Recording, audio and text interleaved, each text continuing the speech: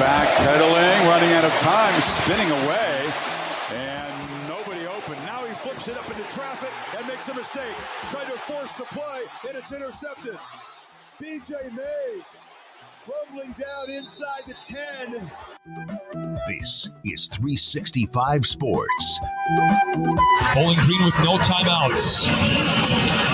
Nick Singleton. Touchdown, Penn State. 365 Sports is presented by IdealMRI.com. High-quality MRIs for $497 or less. IdealMRI.com. Your health is important, so is your budget. Klubnik, undaunted, unafraid, complete, Turner, touchdown. 365 Sports is also brought to you by Texas Farm Bureau Insurance, protecting Texans since 1952. Why not?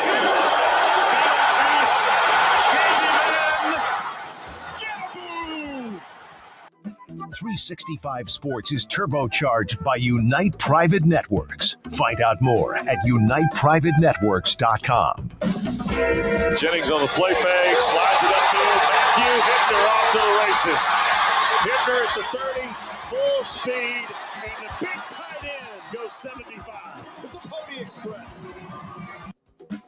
Now here's David Smoak, Paul Catalina, and Craig Smoak. Paul is out today in Houston as he's gone. He was gone yesterday. You wouldn't have known that. By the way, welcome. We had not us, but StreamYard, which is a business that launches numerous podcasts throughout the country, went down. And so like about an hour before we went on the air, we tried to do whatever we could, but it was nothing we could do. So it's great to be back. Craig Smoak with me, and we hope that you have had a great day. We're going to update you on the College Baseball World Series. We'll have a little bit on the U.S. Open a little bit later on. And Dan Wetzel joins us. Ryan Mulvaney will also look at the NBA Finals. And Hall of Famer John McClain today joins us on the NFL and minicamps. Craig, thank you very much. We were here yesterday, but for what? for being back here today, because yesterday it was an offer, although Garrett and Andrew and Emery did whatever they could for us to get what we could get done. Yeah, good to be here. Let's get the show started. Yesterday was a weird deal, but here we are. So, all right, good to be back. Arizona just scored, and they lead Coastal Carolina right now in the 6th inning in the first game among all of the games going on this weekend and through early next week in Omaha College World Series. Arizona in this inning, I think, has had 3 batters hit by pitches. They lead Coastal 4-3. That's the first time that they've met, by the way, since the 2016 college baseball championship game when Coastal won the world title. Also, a couple of facility notes today to get to. Cincinnati, they showed off their new Sheakley Indoor Practice Facility and Athletics Performance Center. It is gorgeous. There's video of it, too, as just kind of share some of what we see when it comes to facilities upgraded. And here is what the Bearcats elevating them to new heights. So congratulations for what Cincinnati has, football and otherwise, with the Sheakley Indoor Practice Facility. Yeah, I don't know. Is it pronounced Sheakley or Shakley? I needed to watch a video on it. I didn't know until you said that. I questioned it myself. I'll watch a video and make sure we get that right. But yeah, Sheakley or Shakley, whichever it is. It's a beautiful facility. A lot of people have been upgrading their places around the league. We've seen Texas Tech obviously do it to lots of headlines. Baylor did it to a little bit less fanfare, but they got theirs done in the last year, and I'm sure there's others. Obviously, Kansas has had a lot of renovation projects, including their stadium. And so as much as we thought maybe facilities would go to the wayside in the pay-for-play era that we're in, they are still important, more important than I thought they might be. But then again, I know where I erred in that you got to keep those things up to date. They're still an attraction. They're just not the hey, we're spending all this money because we have nowhere else to spend it type of attraction they used to be. Now they still are, but a lot of that money that was just purely going to facilities is now also going to players. So I wondered how much the facility arms race would continue. And based on all those names I just rattled off and others I'm probably not mentioning, it continues on. It's just not as out on the forefront or maybe as important, but it's still important. And so good to see Cincinnati up in their game. I mean, they're a school, obviously, amongst the Big 12 newcomers who are in the process of kind of getting all their ducks in the row still and figuring things out and improving things that needed to be improved and up in their game. And so I think this is a massive step forward for Cincinnati to do just that, or is doing just that with this project, and looks great and hard to mess up black and red.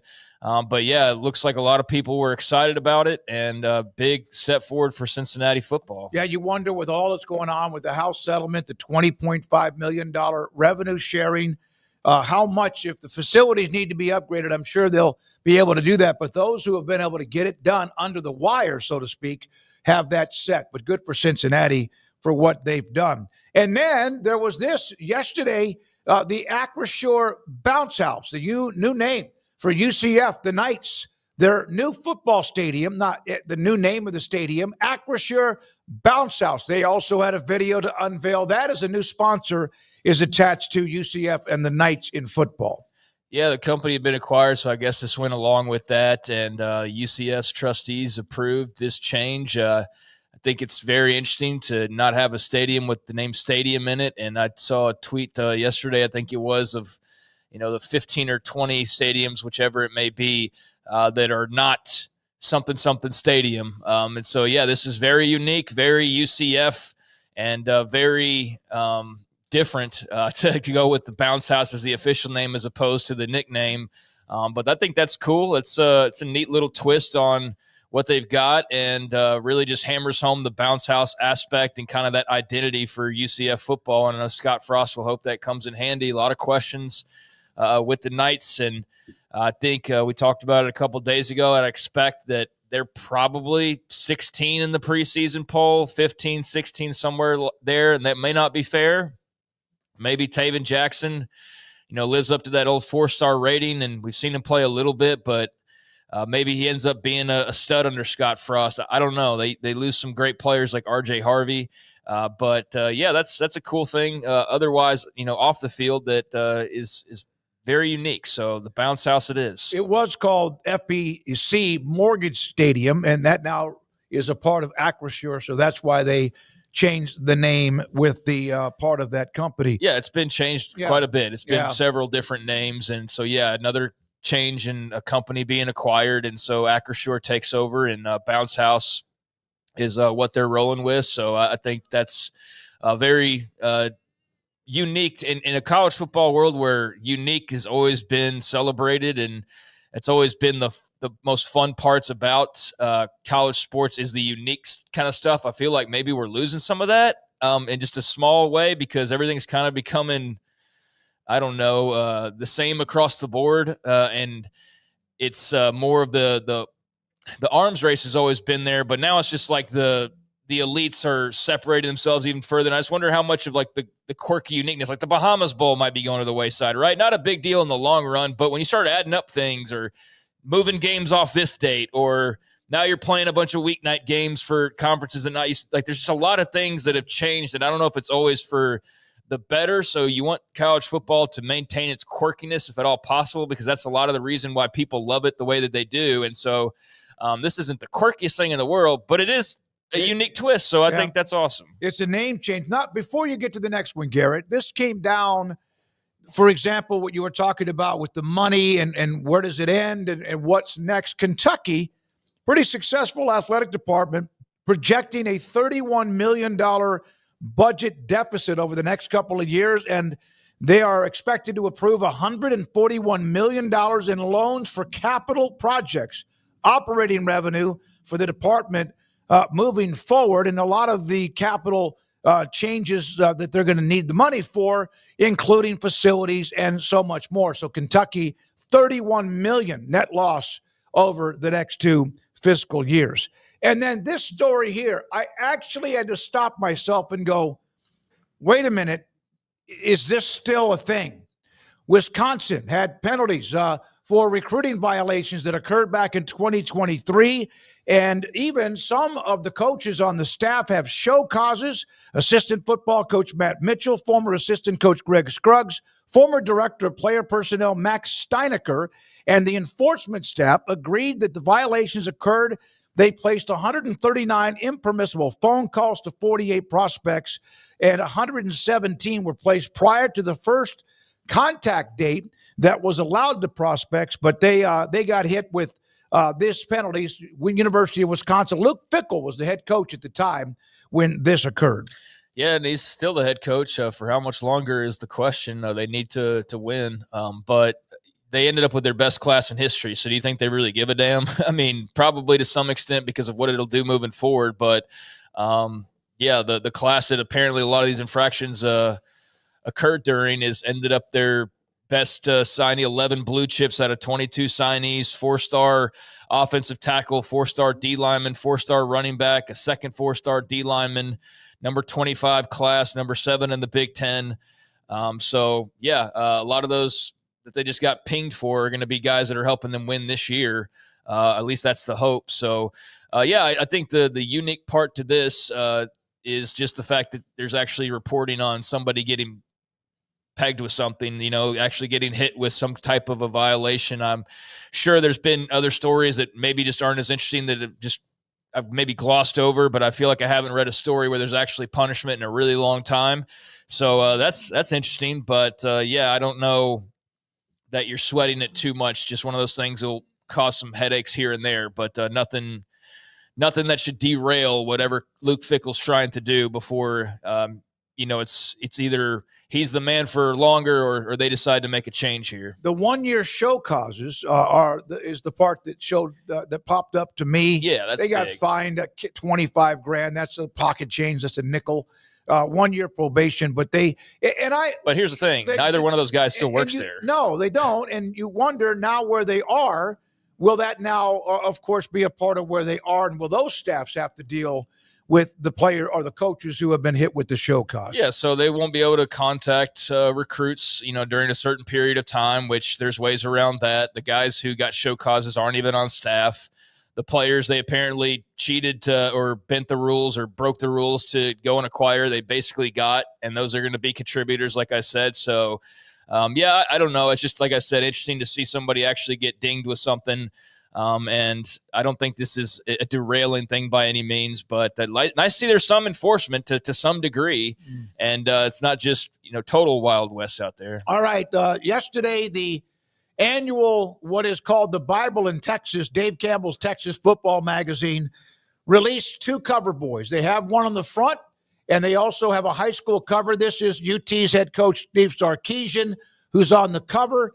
In the past, Texas has had probably Darryl Royal, Mac Brown, David McWilliams, and even Tom Herman have been on the cover. This is the annual magazine with a lot of college coverage at the front of it, and then enormous amount of high school football coverage as well. And speaking of that, Salida last year was fantastic. They were really almost all but unbeatable. We, in fact, had their head coach, Bill Elliott, on my high school podcast last season. Bo Bentley, a highly recruited quarterback, is also sitting there at an old like diner look. And then Luke Bijanati is also a linebacker who's a part of that cover. So that came out yesterday and wanted to show that if we had time today, and we do. Man, how hard was it for them not to put Arch on the cover, you think? He'll be on there next year, right? Well, I bet he'll be on there next year.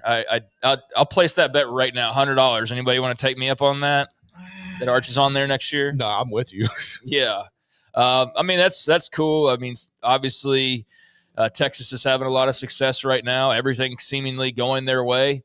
And I think it'll continue to. I've said this the whole time that this new era has been underway the last 2.5, 3 years. I mean, nobody's better suited for it than they are in terms of the resources and money and alumni, and then also having the people in place that know how to lead, like Chris Del Conte. I think that's an important factor. If Steve Patterson was still the AD, he'd find a way to screw this all up and not be as successful. So it's not just simply having the resources, but they do have that as much as anybody and more than most anybody, if not everybody. And then to have the proper leadership in place that's not getting in the way or making the decisions to kind of derail those resources. It's all led to an era where they're thriving and will continue to for the foreseeable future. I mean, I don't think anybody's better set up than they are in the entire country to be able to compete in every sport and be right there near the top of every category, whether it's the donations or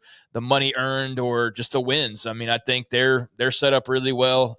Sark's done a really great job. He's a hard guy to dislike, even though I'm not a Texas fan. I'm a fan of Steve Sarkisian's. Think he's a really good coach. And now for them, it's obviously the getting over the semifinals and getting into the national championship. I hate it that I saw that there's some guys from the Dave Campbell side of things that apparently got let go today, and just the timing of that kind of sucks. But, yeah, it's always a joy to see the magazine come out, and I'm sure a lot of people will be happy to see that hitting their mailboxes here pretty soon. Yeah, I'll get a box usually with about 15 or 20 of them and come by the studio when I get it and bring it to everybody on staff.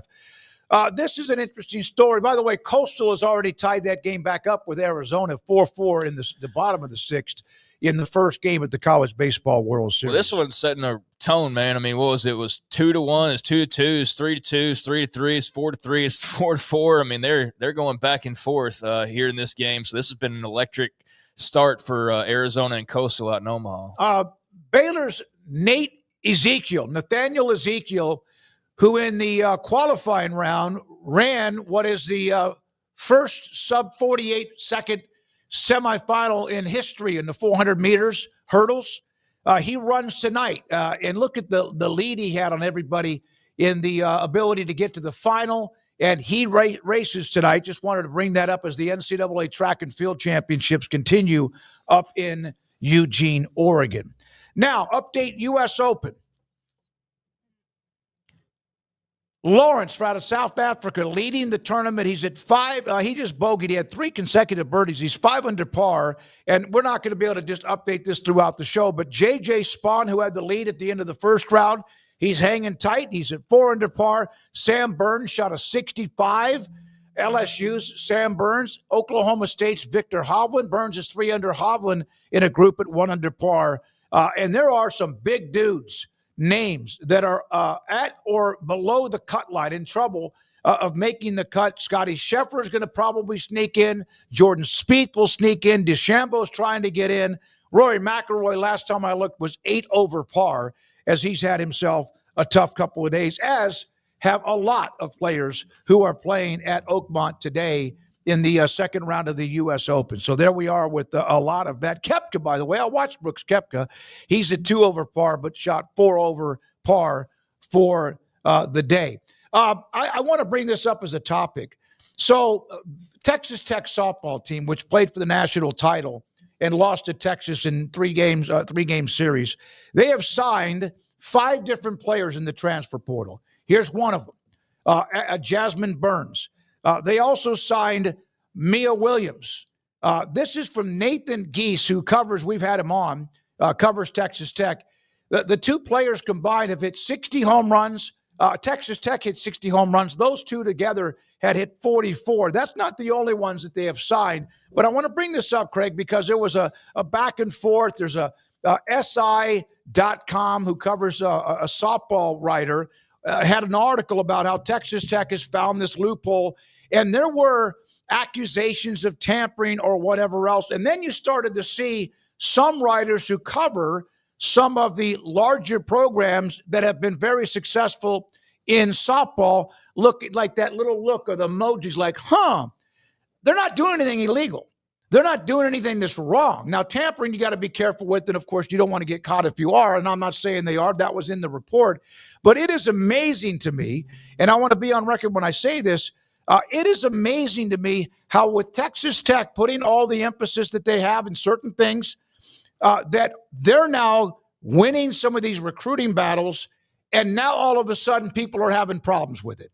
Yeah, I think it's a bunch of BS. I saw part of that article. Sports Illustrated is not – I mean, that is Sports Illustrated in name only. No disrespect to the writers that write there, but I still find people that talk about Sports Illustrated like it's the old Sports Illustrated. It's not. It's not owned by the same people. It's changed hands multiple times. It's run by a business that owns like 10,000 other things, and they're just basically squeezing out of it what they can on name value at this point. It hasn't been SI for a long time. Ask all of the college kids that have written there for the past couple of years. I mean, it's so I just think my PSA here, stop treating Sports Illustrated like it's the magazine you used to get in your mailbox. It is not that and has not been that for a very long time. I think they retained enough writers to keep the mirage going, like Pat Forty, for example, was there for a while. I don't know if he still is. But yeah, I mean, SI, as far as I'm concerned, is not at all what it once was. So regardless of where it came from, I just wanted to say that because I still hear it get cited this like it's the same thing it used to be. It's nothing like that. Beyond that, yeah, it's sour grapes. It's not as fun when the rabbits got the gun. I mean, it's very clear in reading this Texas Tech.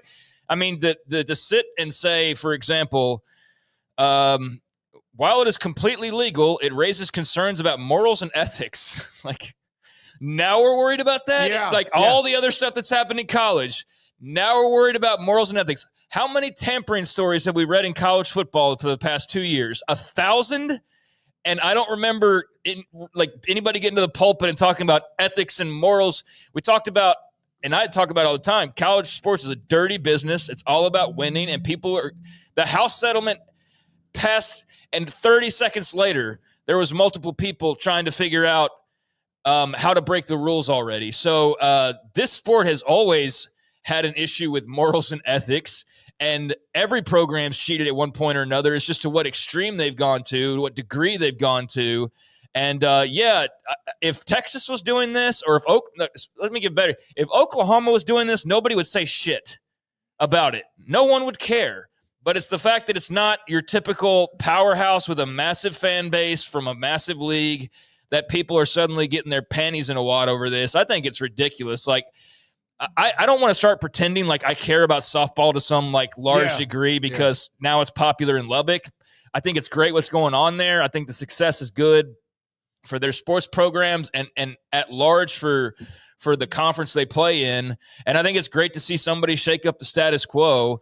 But yeah, I've seen more softball stuff in the last week. I don't intend on that being the norm necessarily, but I think Tech's going to force it because they're going to keep picking up great players that we're going to have to talk about and pissing people off. And if that's the case, so be it. But it's been really interesting to see how many people have just had this sour reaction over the last week. And I never see another article about another program doing similar. And I can't recall ever seeing one previously. I don't recall seeing any of that. Now, it could be that it just wasn't in front of me like this has been recently. But yeah, I read part of that article and I had to stop. But respectfully, I wanted to make sure the crying's ridiculous. I mean, they're not doing anything that nobody else hasn't done or has tried to do. It's not illegal, like this person says in the article. So save your morals and ethics in the college sports conversation because it's ridiculous. And if it wasn't a small school or smaller school in people's eyes, then there wouldn't be this outcry, if you will. I think that's plenty. We did discuss the World Series with Tech losing to Texas 2-1. But I just happened to read that. I'm like, what the hell? And I wanted to bring it up because it's so hypocritical. And it kind of disgusted me, quite frankly. And I wanted to bring that up today on the show. I mean, it does. It gives like 10 examples of people that apparently were contacted. So, I mean, look, if Tech is doing that, does it surprise me? No. If insert any school in America was doing that, would it surprise me? No. Now, it's about Texas Tech because they're the target here. But I think everybody's tampered. I think everybody's sent DMs through a third party to try to get a recruit. And, yeah, I don't know. It's just weird when people react to certain schools and don't react to others. And it's very telling a lot of the time. All right, so there's that. And I also happened to see some of the responses of that, like, oh, really? Which is something that we see from those who cover teams that are usually the alphas and still are in softball. But what they've done, Coach Glasgow and company, and all what they've done with the Matador Club, it's like, oh, all of a sudden, now it is a problem, as you mentioned. We have a couple of poll results. Since we didn't get a chance to do the show, we'll have two other polls from today, right? So we have two results from yesterday that Andrew Valade put up. Dan Wetzel will be our first guest here momentarily. What's your take on the turf versus grass debate in the NFL? I thought this would be 85%. Grass all the way, 71%. Both have pros and, I guess, pros, 21%. Turf is fine. Not sure. I guess it means that 0% would be what you'd expect because they're not sure. But 150 votes on that. The NFL, of course, players would like to have, the Players Association would love to have natural grass. It's more expensive, but there's the poll Andrew had from yesterday. Yeah, and I wanted to add one thing on the conversation. There was another article on SI by a different writer that called out tampering in general. I'm okay with that. I don't like it when you try to single out and make it a one school problem when it's an across the board type of deal. So there is at least a balance to the reporting over there, and so I can appreciate that. But to that point, I think that grass, it's just been weird to see how that's changed over the last few years because everybody was rushing to get turf there for a while and getting the new fancy turf mixture, the hybrid. I forget the name of it, and that was the big to do. And now I just feel like people are getting played. It's like NIL almost in a way where you're just like, no, it's the new thing. You got to get it now. And then 3 years later, you're digging up the turf to put grass back in when you already had grass. Like it's kind of wild, but it seems to be the safer surface, and that's where everybody's starting to go. And we brought up Texas a little while ago, and I know, for example, I remember reading something from Chris Del Conte. They're trying to change their baseball field or whatever it was, something along those lines, back to natural grass. And he was talking about the process of that. So, or maybe a softball. I don't know. It was one of those sports where they were making that change. You've seen a lot of this going back to natural grass. So that's the popular move these days. And the other poll that we didn't get to, even though there were voting, which is kind of amazing. What's the biggest reason for the NBA Finals ratings drop? 49%, the small market matchups, lack of star power, and then broadcast quality, scheduling issues there as well. The small market matchup, of course, is an argument that networks, we know what they want. We know what people say, even columnists that write those stories. I want the two best teams who have earned their way to play in the finals with Indiana and Oklahoma City. I've been entertained. I have absolutely. And by the way, lack of star power, you know how you become a star? Winning an NBA championship. And so whoever's on that team, whether it's Halliburton or somebody else, those guys are already in one way or another star powers. Add a title to your resume, and it goes up even more. Yeah, I think the star power thing's weird. I guess just to each their own on that, but I don't need Brad Pitt to star in every movie to enjoy it. I don't need it to be like A-list actors. It doesn't have to be the biggest, hottest, best actor in the world. Like, there's really good movies that have people that you have no idea who they are in it, right? And this doesn't have the star power. If LeBron was in it, like he was in for basically 20 of the last 25 years, it felt like. But I don't know. That's actually more interesting to me, honestly, is to see something new and different and see people become stars like a Tyrese Halliburton by going and winning a world championship. So, I mean, I get it to some extent, but it's not make or break for me personally. The small market thing, I think the biggest thing there is it's the networks themselves are the ones sitting there telling you this sucks because it's too small markets. It's like you're the broadcasters for it. Like you're already conditioning the people to not enjoy this because you're talking about how lame the market sizes are. So the media spreads that message. And why do we care what the networks think about anything? Again, I've never worried about what Fox's ratings matter to my enjoyment of a game or anything like that. So, the whole narrative about the small markets, that started when it started to look like it was going to be the matchup, and you started seeing the folks on ESPN talking about this and what a disaster it would be for the NBA. I don't know. It's like you help market the product and you're going against what you're trying to market. I think that's self-defeating. But anyways, broadcast quality, I've seen some chirping about that. But yeah, I mean, I think that the biggest thing is just it's two teams that don't have huge fan bases. I mean, that's what it is compared to the larger teams that have a LeBron James or Steph Curry and the Warriors that have these massive followings. That has hurt the NBA Finals ratings, but it's definitely not. And I'm glad you didn't put game quality, because it's definitely not that. It's been a really entertaining series so far. Especially with Indiana was a heavy underdog. Emery's in the studio today. He's a big Thunder fan, and we're thinking about him. It's been a couple of tough games so far. 2-1 Indiana hosting Game 4. In fact, tonight we'll have Kevin Hall on to discuss the Pacers and the finals at 4:25 today. So those are the two polls from yesterday with the results. By the way, when the Rangers won the World Series a couple of, what was it, 3 years ago now? 2 years ago. I saw a lot of that, ratings. I don't give a flying, bathroom toilet about whether or not. I didn't care. My life favorite is team complete. was in the World Series and won it. My life is complete with the Texas Rangers World Series, and I never once gave a damn about what the TV rating for any single moment of that entire series was.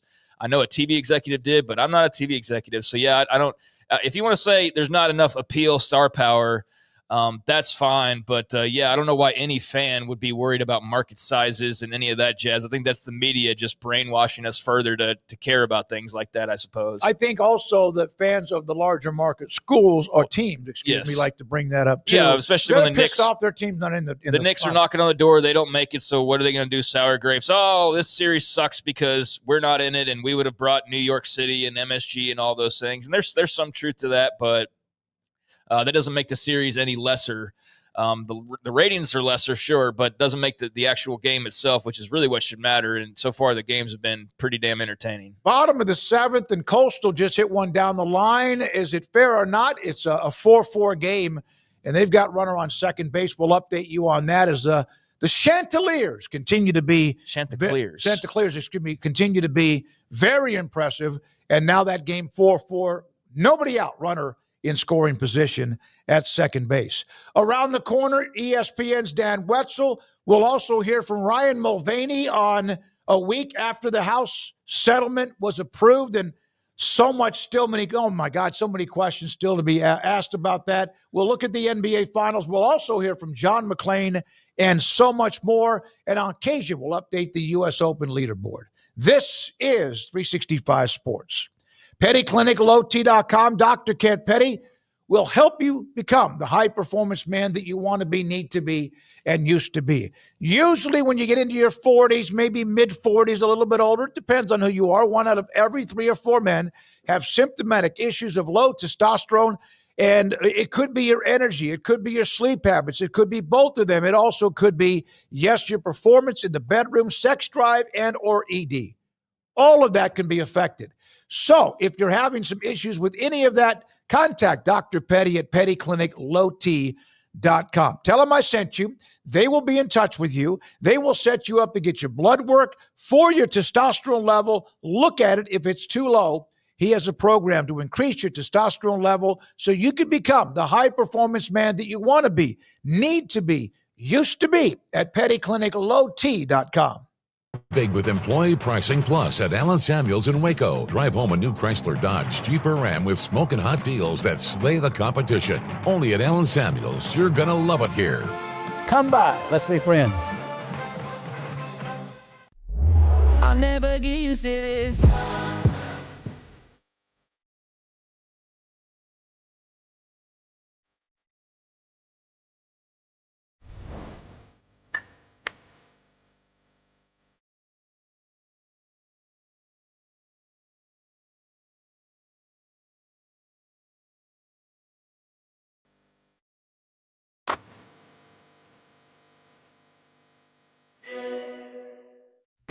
Developed by Startup Waco, a nonprofit organization, GXG is a program designed to support the entrepreneurial development of Baylor University student-athletes through NIL activations. The program helps student-athletes maximize their platforms and offers a comprehensive support system for them to create and grow new businesses that not only benefit themselves, but also uplift the local economy.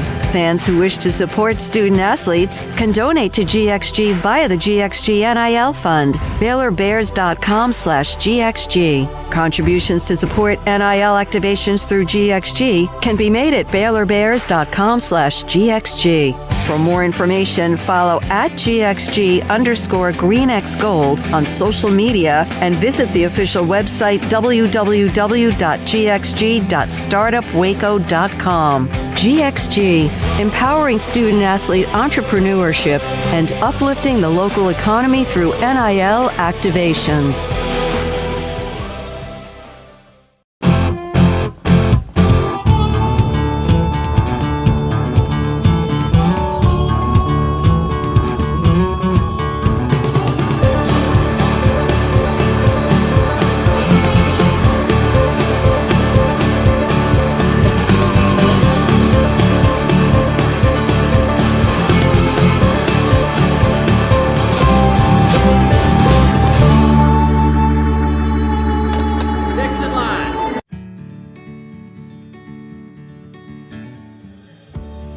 Whatever it is you wrangle, whatever seeds you sow, no matter what you nurture or what you choose to grow, at Texas Farm Bureau Insurance, we're proud to protect all Texans. The Jeep Celebration event is on at Allen Samuels in Waco. Get the luxurious 2024 Jeep Grand Wagoneer with a huge $13,000 dealer discount plus 0% financing. Or take home a 2024 Jeep Wrangler Rubicon, $15,000 off or 0% for 72 months. Plus, drive a 2025 Jeep Compass for just $25,900. Big savings, legendary Jeeps. Only at Allen Samuels in Waco. Come by. Let's be friends.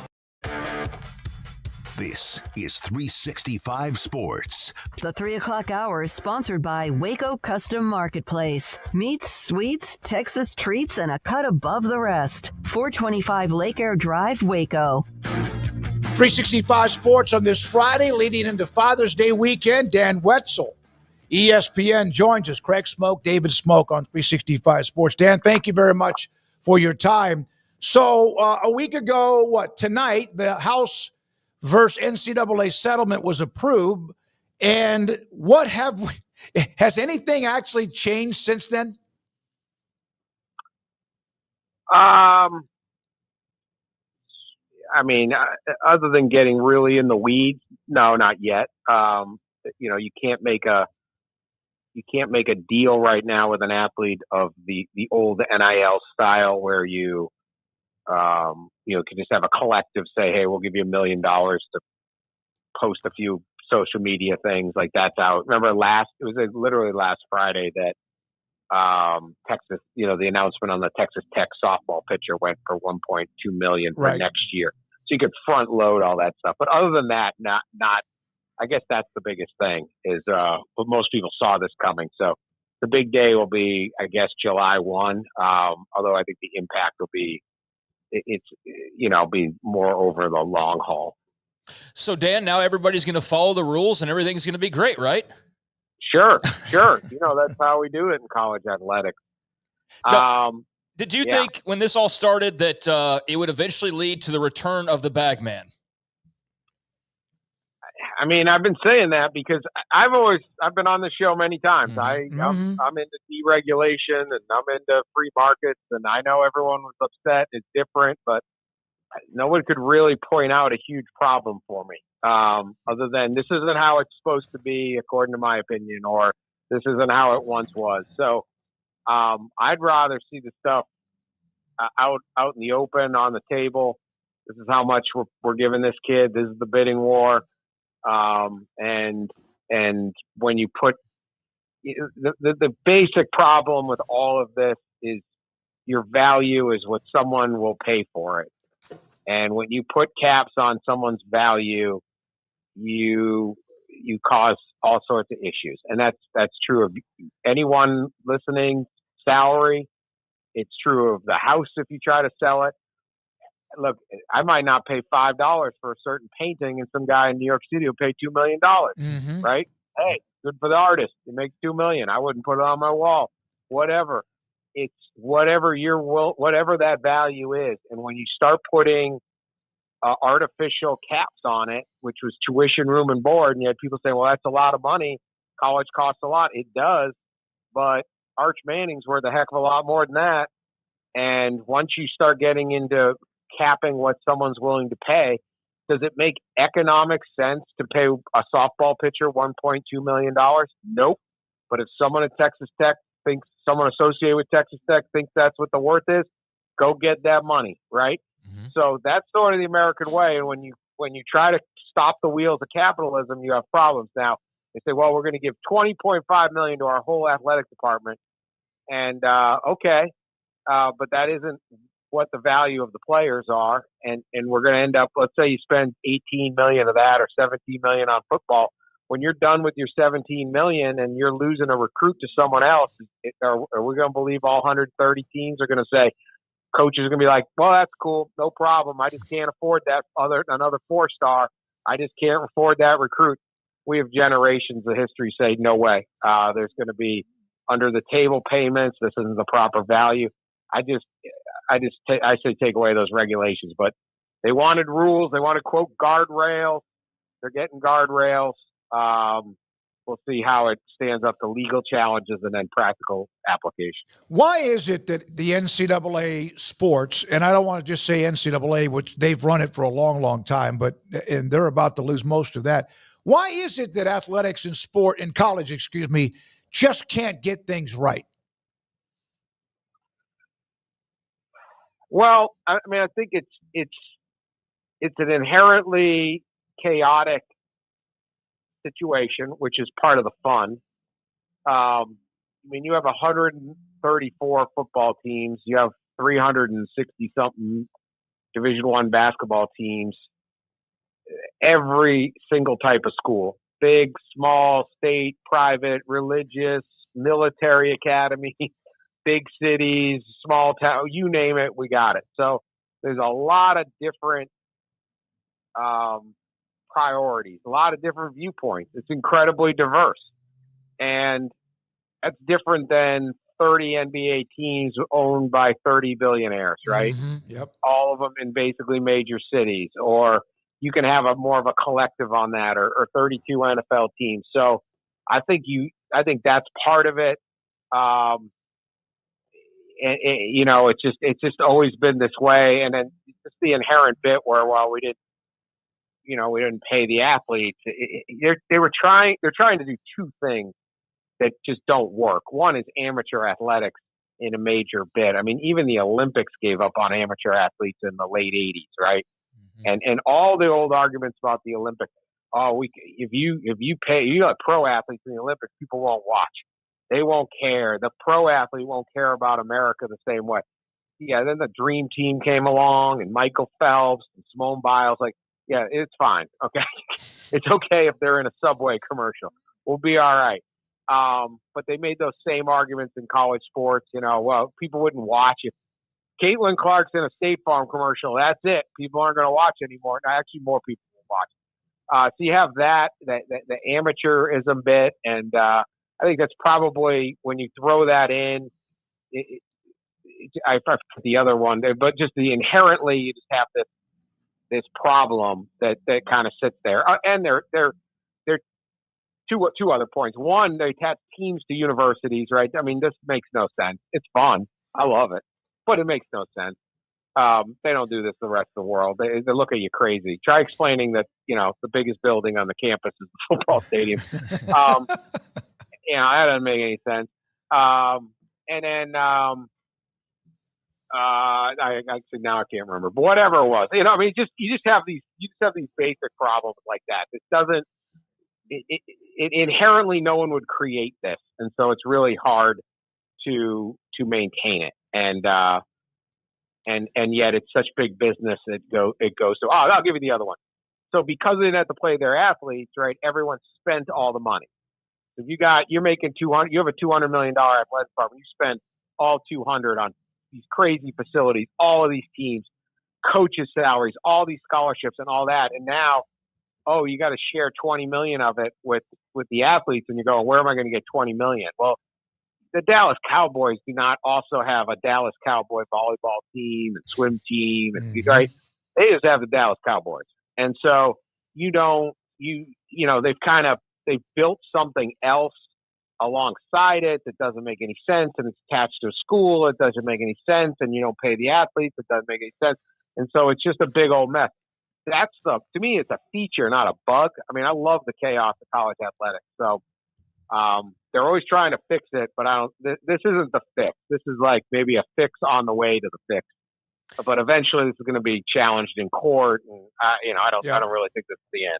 Yeah, you don't have the state of Ohio trying to come up with rules to specifically help the Browns and Bengals, land better players or whatever, while the other states are trying to scramble. Like, that's another thing that obviously made the water's a lot choppier as well. But part of the chaos and the uniqueness, as you mentioned, you're somebody who's covered the Olympics. I've read your Olympics coverage over the years. Do you have a concern about the future of Olympic sports moving forward? And if so, kind of, what are your thoughts on what all this means for that part of this whole discussion? I don't have a problem. I don't have a concern about Team USA or stuff, whatever. That burden shouldn't be put on football and basketball players not getting their share, right? Right. If the U.S. government wants to do this, or the corporations want to donate to the USOC or whatever, we still will do fine. I do expect teams to get cut, though. I mean, understand why I'm saying this. Don't clip it the wrong way, but a lot of these teams wouldn't exist, and it wouldn't exist unless we had the old system. You wouldn't have. Again, they were looking for ways to spend the $200 million or the $150 million. So they added all these other teams, but they're money-losing teams that don't get a lot of attention and all these things.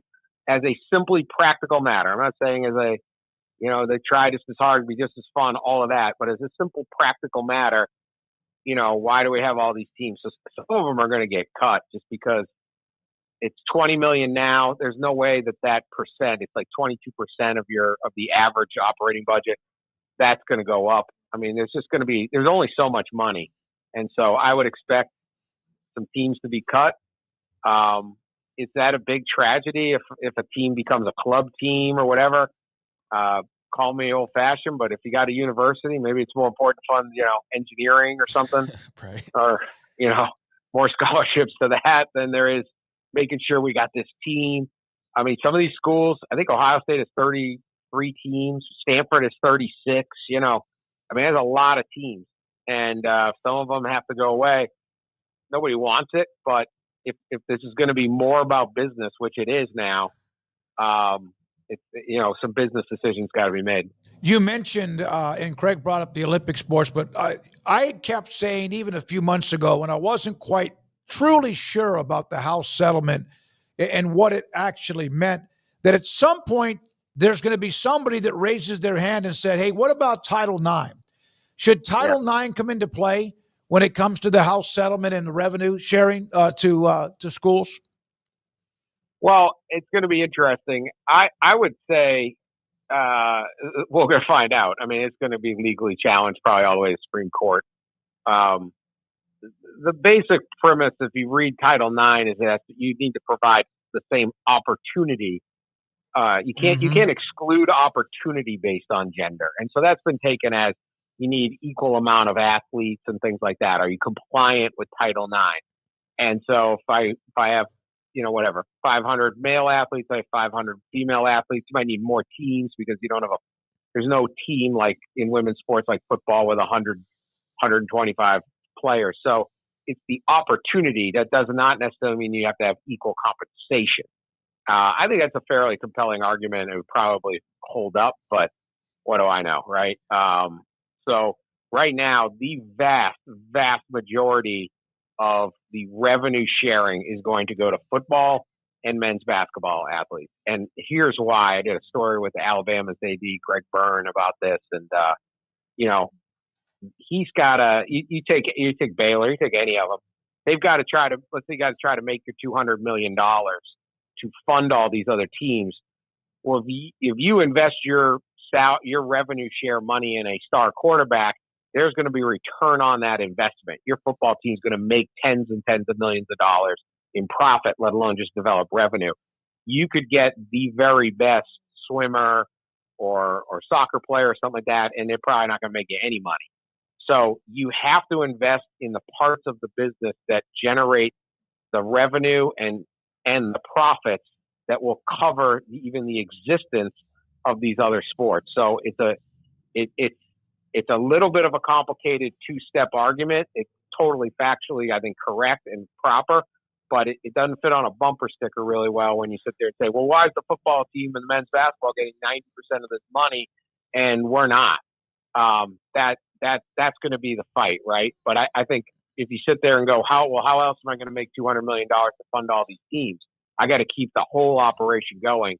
The money's got to go to football and men's basketball. Those are the only two sports outside of a few situations. There's a couple hockey teams or maybe a women's basketball team here or there that actually turn a profit, other than men's basketball only a little, and then football a lot. What do you think about the discourse surrounding Texas Tech over the past week? And, they've got several donors. There's one in particular, Cody Campbell, that gets the attention because he's kind of like the one that's out front.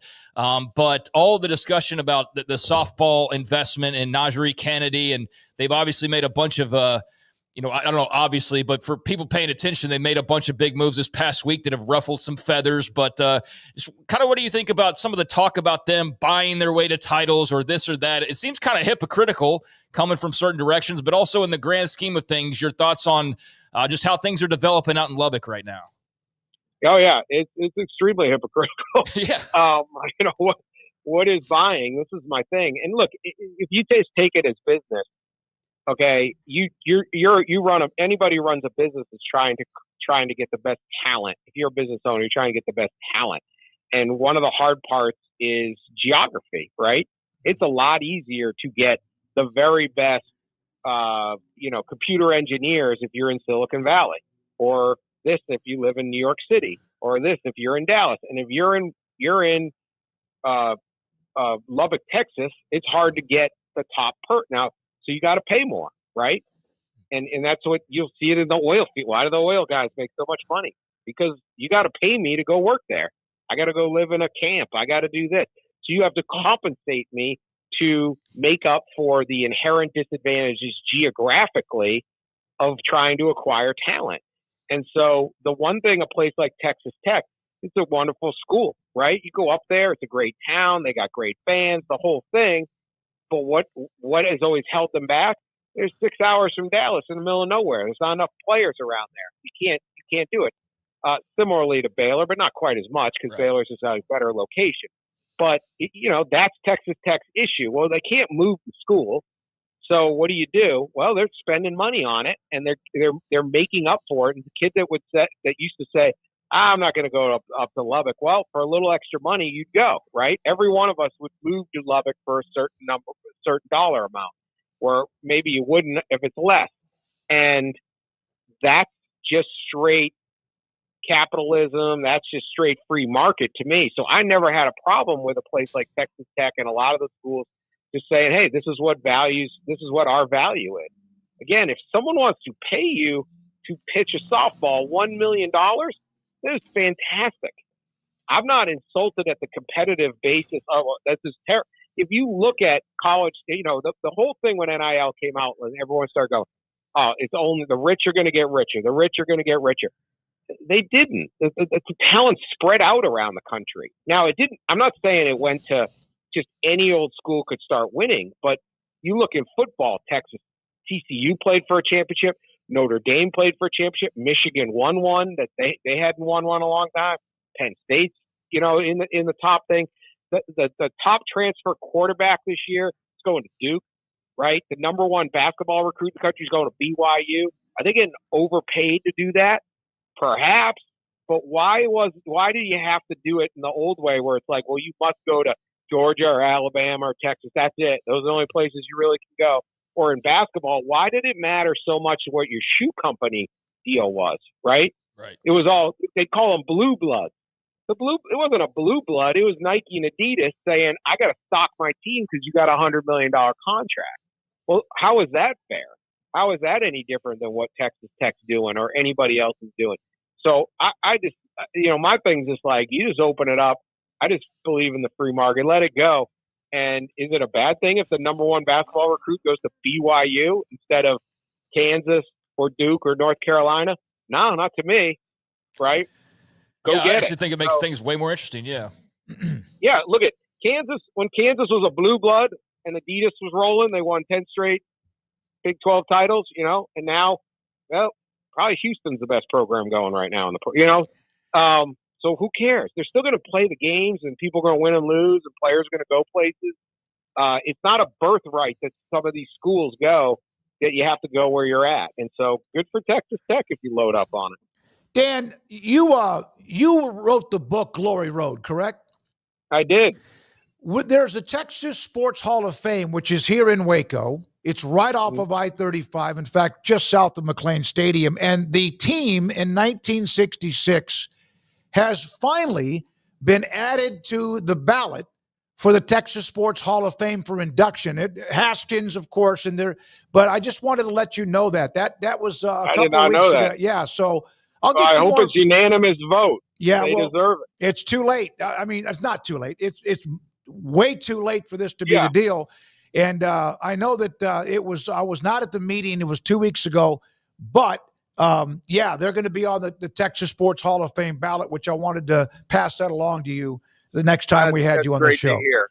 Well, I can tell you this about those guys, and I got to know a lot of them through that process and have stayed in touch with them. And Don Haskins obviously deserves tremendous credit for putting it all together.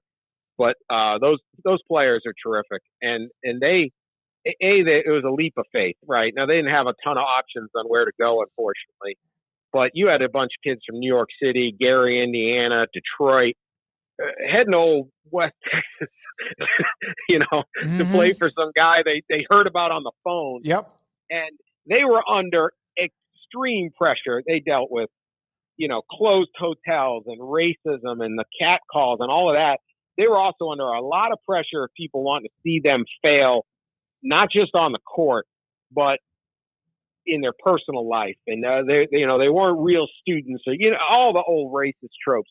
And to a man, just an unbelievable group of guys, and lived their lives as fathers and business owners and workers and everything their entire life. Just an incredible, incredible group of guys. So I really hope they get it. They get in. I assume they will. I can't imagine how.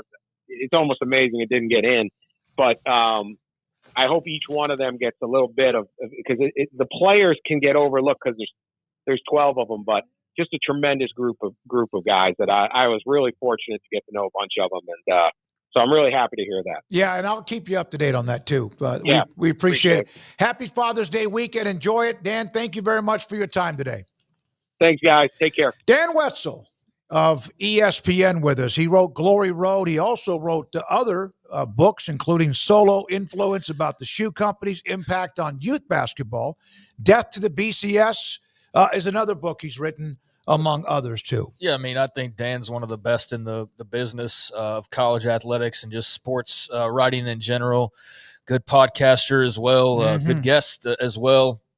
And always nice to have him on.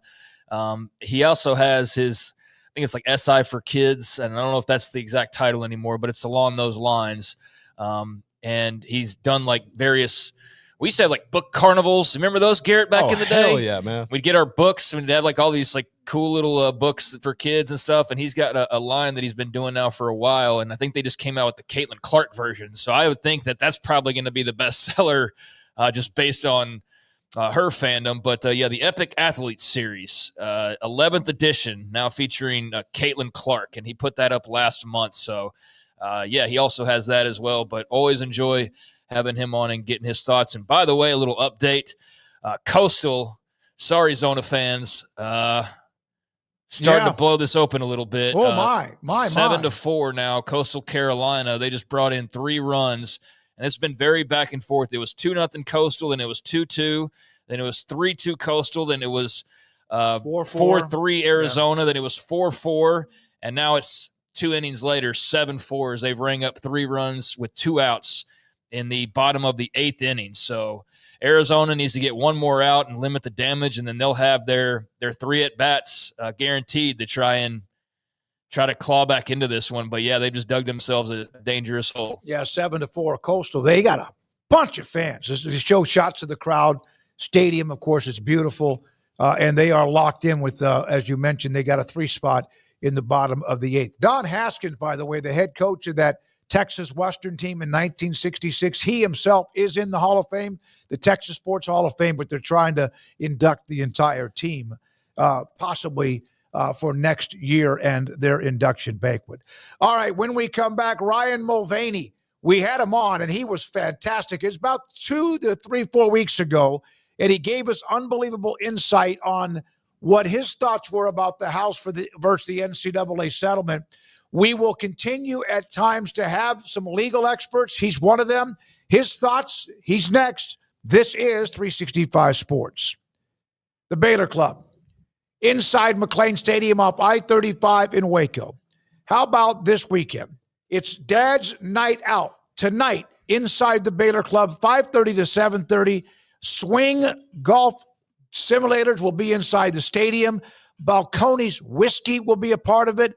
Wings, and so much more. Tomorrow, National Bourbon Day inside the Baylor Club, McClain Stadium, the perfect time to raise a glass to Dad. Also, join them on Sunday, Father's Day Sunday, for the annual Father's Day brunch, complete with a special raffle to make the day even more memorable. Baylor Club, it's Father's Day weekend, so that's for this weekend. And they will have special events. Obviously, even 4th of July, which is around the corner. Or if there's something special you want, and you want the perfect setting, views, amenities, food, and more, contact them. We host our annual Academic All-Stars Banquet. We honor 20 high school senior student athletes around the area, and it's put on by the Baylor Club, and they do a fantastic job. The Baylor Club, inside McClain Stadium off I-35 in Waco.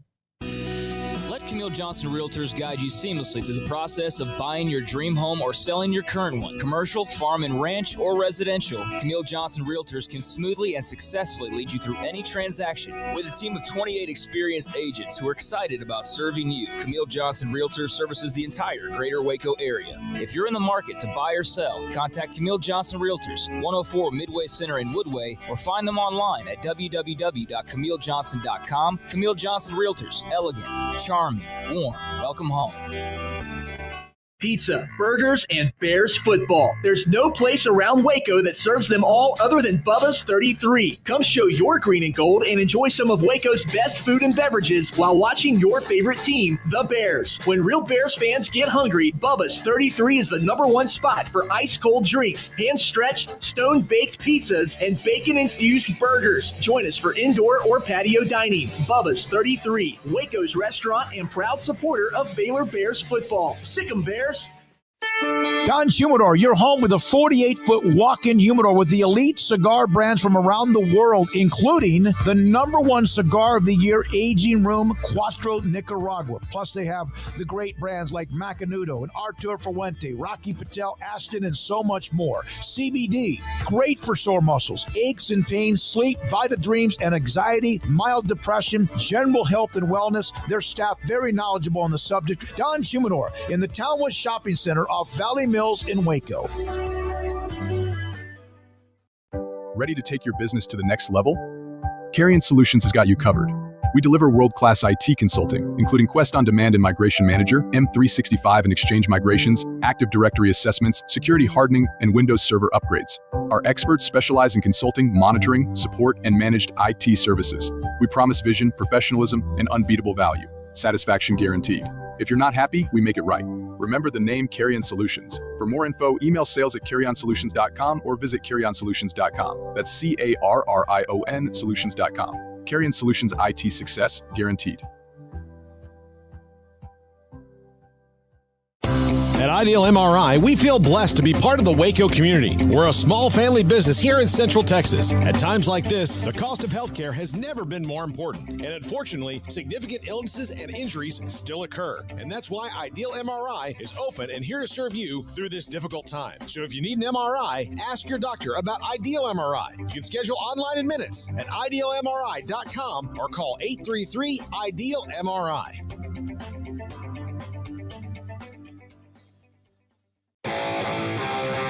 This is 365 Sports. Text us at 254-339-1122. The text line is sponsored by Riverbend's Liquor and Wine, with the most extensive variety of craft beer in Waco. A hidden gem on Lakeshore Drive and 19th Street. Ryan P. Mulvaney, lawyer, litigation, sports, NCAA, NIL, entertainment, Stevens and Lee. We had him on, NBA agent. We had Ryan on. It's been a few weeks ago, and we had a tremendous amount of feedback because of his segment with us, and he joins us today in his office. Craig Smoak, David Smoak. Ryan, hey, man, so how many, like a normal week for you as an attorney, as a lawyer, do you do more mediation or do you actually go to court very often? Court very often. As a matter of fact, we'll be filing a brief later tonight in a case pending here in New Jersey, not related to sports, but more so in court. We try to resolve things, of course, but you need cooler heads on both sides for that. So more often than not, we're in court. Well, appreciate your time. Good to see you. And with all the stuff you have behind you in the office. So your tweet yesterday evening, I believe, well, it only took a week. As we all predicted, Judge Wilkin granting final approval, but now Title IX mandates. How much of a cholesterol or clog can the Title IX part be going forward? It could be a huge problem. You see already there's an appeal of Judge Wilkin's decision. The appellants are arguing that they should share equally in the back damages award, and there's a $1 billion delta. I think it could be a big problem going forward. And look, we'll see this not only as it relates to the appeal here, but we're going to see this, I think, across the board in terms of revenue sharing with universities as well. So Title IX, help me with this, because Title IX is about the opportunity to play. Is it also about equal opportunity to be paid? Well, it's a great question, and that's what we'll find out. So Title IX effectively says an equal opportunity, yes, to participate, but that participation is broadly construed to not only include, number of sports, but opportunities to participate equally with respect to the medical staff, with respect to the meals and nutrition and things like that. And then when we get into dollars, we talk about the value of scholarships, right? So if you're going to have scholarships, they have to be equally distributed to be compliant with Title IX. Now we're stepping into new waters. Does Title IX require that schools will have to share equally revenue that is derived unequally? That's going to be the main question going forward. Ryan, also this question about, back, what was it, a month or two ago, we started to hear about athletes being told their roster spots would not be available. And then the approval occurred, and then there's like some sort of, I don't know if you can go back and offer whatever. So how much of that is a part of Title IX too? Not to mention just kind of a mess. It's a mess, not necessarily a Title IX mess, but just an all-encompassing mess. We have situations where the school under the settlement agreement is essentially the arbiter of whether or not they're going to designate an athlete who has now lost a roster spot as a result of the settlement, a designated student athlete, or as I like to call it, a DSA.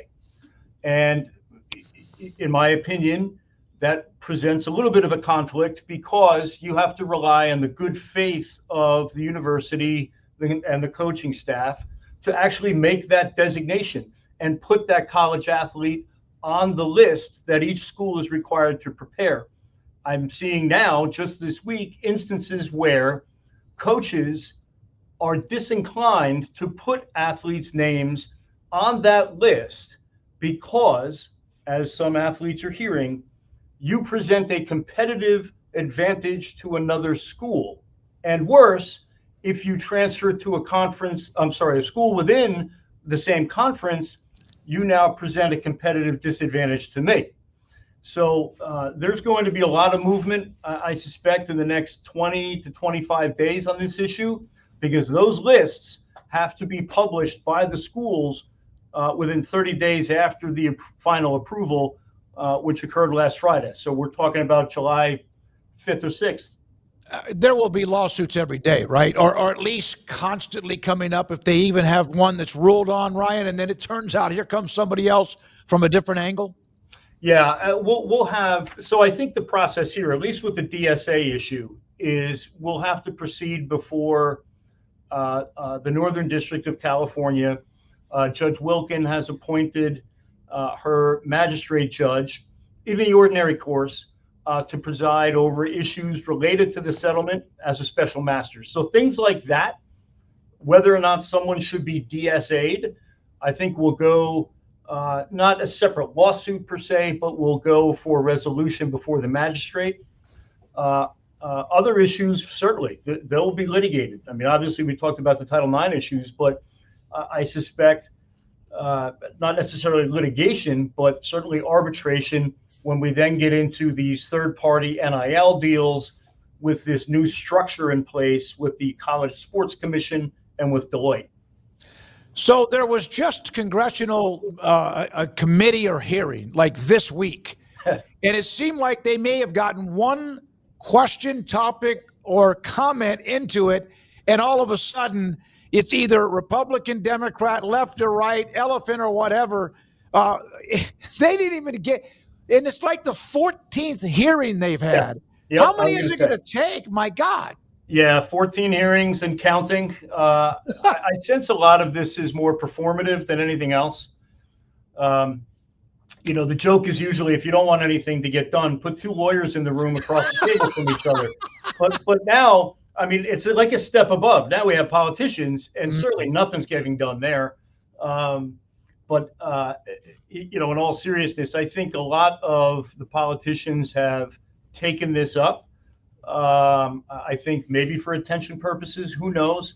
But in the grander scheme of things, something needs to be done, whether at the congressional level or within the NCAA or whatever entity comes out of, you know, what the NCAA is today, to provide some uniformity here, not only with respect to the things that are going on that we hear about on a day-to-day basis, but also with the NIL agents and things like that. I think there needs to be some semblance of uniformity. I operate obviously as not only a lawyer, but as an NBA agent. And I can tell you that we have uniform player contracts.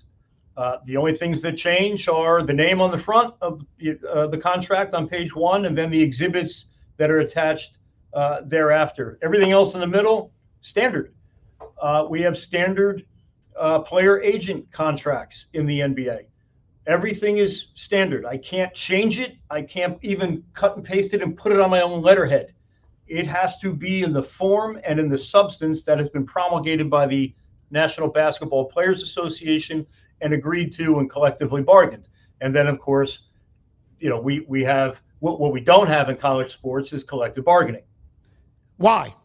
And I know that's like probably a very simple, because Paul Catalina's been a part of he's just out for the couple of days, and he always has his take on it. But for someone like me that's not like into the legal work, why is that such a problem? Well, first and foremost, I don't profess myself to be a labor law expert. Right. We do have an employment and labor group here at the firm, and of course I've talked their ears off about this issue for a variety of reasons. I think all of the conferences are not on the same playing field. Yep. The ACC and the A10 are not on equal footing. The football conferences and schools obviously drive the bus here, followed by basketball. So there are a variety of I think, industry and practical reasons. But then there's the issue of whether or not you can have collective bargaining across the board in college sports, because the National Labor Relations Act, for example, applies to the private sector. But in college sports, we not only have private institutions, we also have public institutions and religious-based institutions, to which the NLRA it doesn't necessarily apply. So there are a lot of legal hurdles as well as practical hurdles that will have to be overcome for any collective bargaining. How many years have you been practicing? 22, 23 years. How much has sports law, and you're an NBA agent, obviously, but how much has the last 15 or 20 years, or even the last 5 years, changed how much you're involved with sports law? Well, certainly in college, within the last, I would say, 6 years or so, it has changed dramatically. I've always had a hand in sports law over the years, whether through the NBA or representing. Look, I'm an attorney by trade who also happens to be an NBA agent. So I've represented athletes in a variety of sports and in a variety of contexts most of my career, whether it's with respect to business issues or litigation issues, or unfortunately in some instances criminal issues. But certainly within the last, I'd say, 5 to 6 years, college athletics, it's pretty much taking up most of my day. It is amazing, because I remember in 81 when I started television, but when I got into sports talk radio, right, it was 1990, and there just was none of this. There might have been an argument about whether Pete Rose should be banned from baseball, but it just seemed like it was mainly about sports. Right. And it really has just changed so much. Because I think back then it was. And look, I was a senior in high school in 1990. I was getting ready to graduate and head off to Seton Hall University, great Big East school. Yep. But even on the campus of Seton Hall, I wasn't walking around thinking, wow, the basketball players here are really generating a lot of revenue for the university. I think what's really put this into the forefront are the billion-dollar media rights deals. Every conference seems to now have its own television station.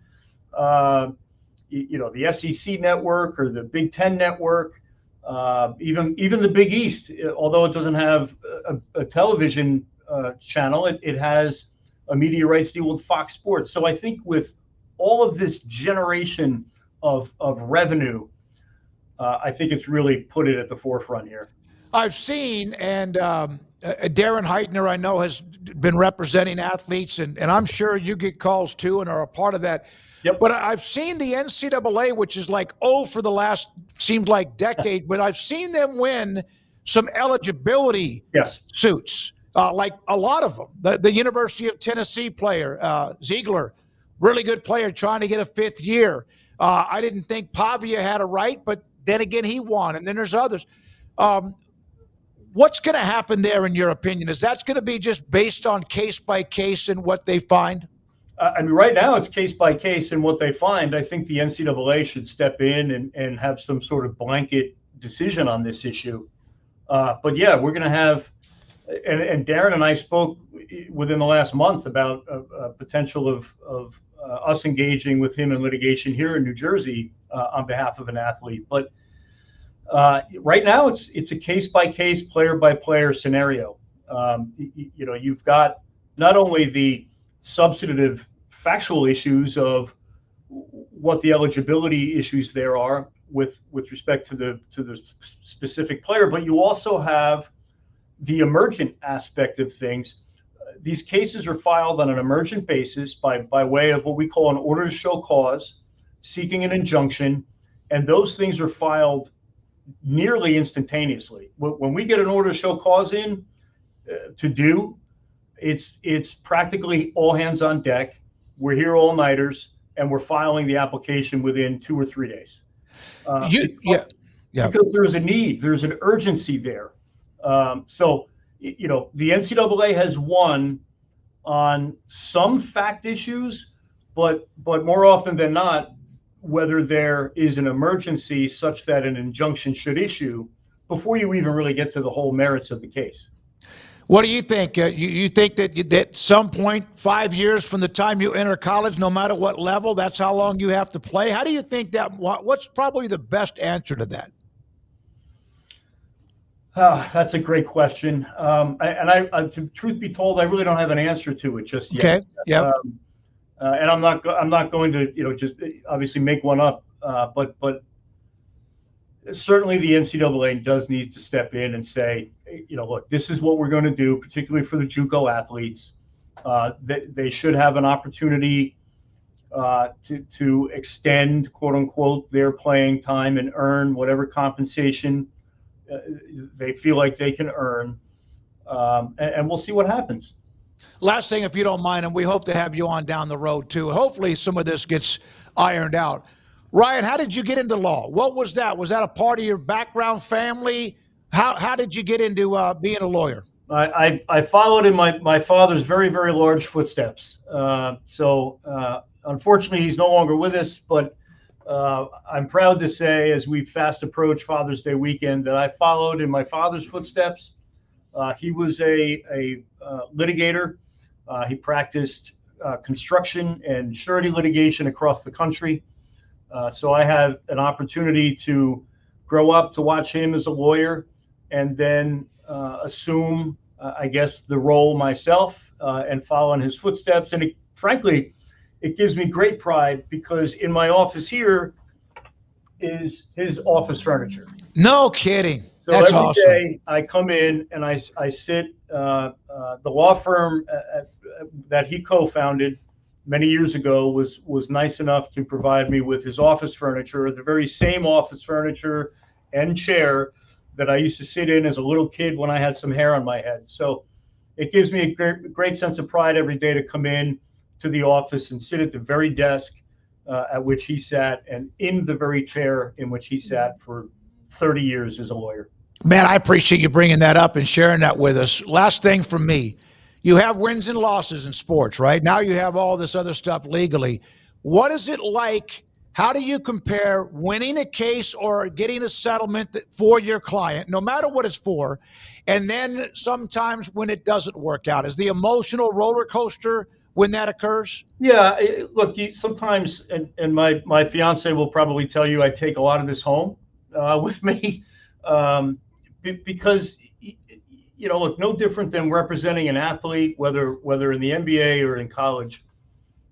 You're supposed to take, personal pride, not only in your work, but you need to step in the shoes of your clients. And sometimes when they're big corporate clients, it's a little harder to do, but nonetheless, you need to stand in their shoes. And sometimes you take a loss and it's a little painful. No one likes taking a loss at all, no matter what it is, whether it's in the law, sports, or anywhere else.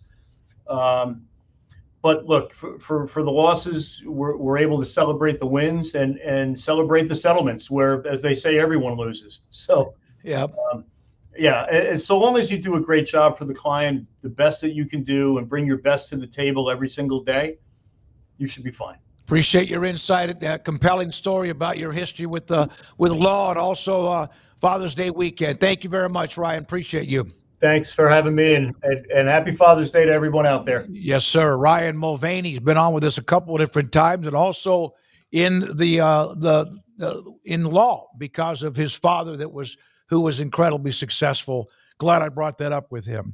When we come back, the NBA Finals just around the corner. We have Emery Winter, who is a part of this show, who handles the 365 Sports hour-long show that we put up on the local CW, who is puckered up. He's in the studio. Game 4, Indiana up 2-1, and we're going to visit with Kevin Hall, who covers Indiana sports. He's next, and this is 365 Sports.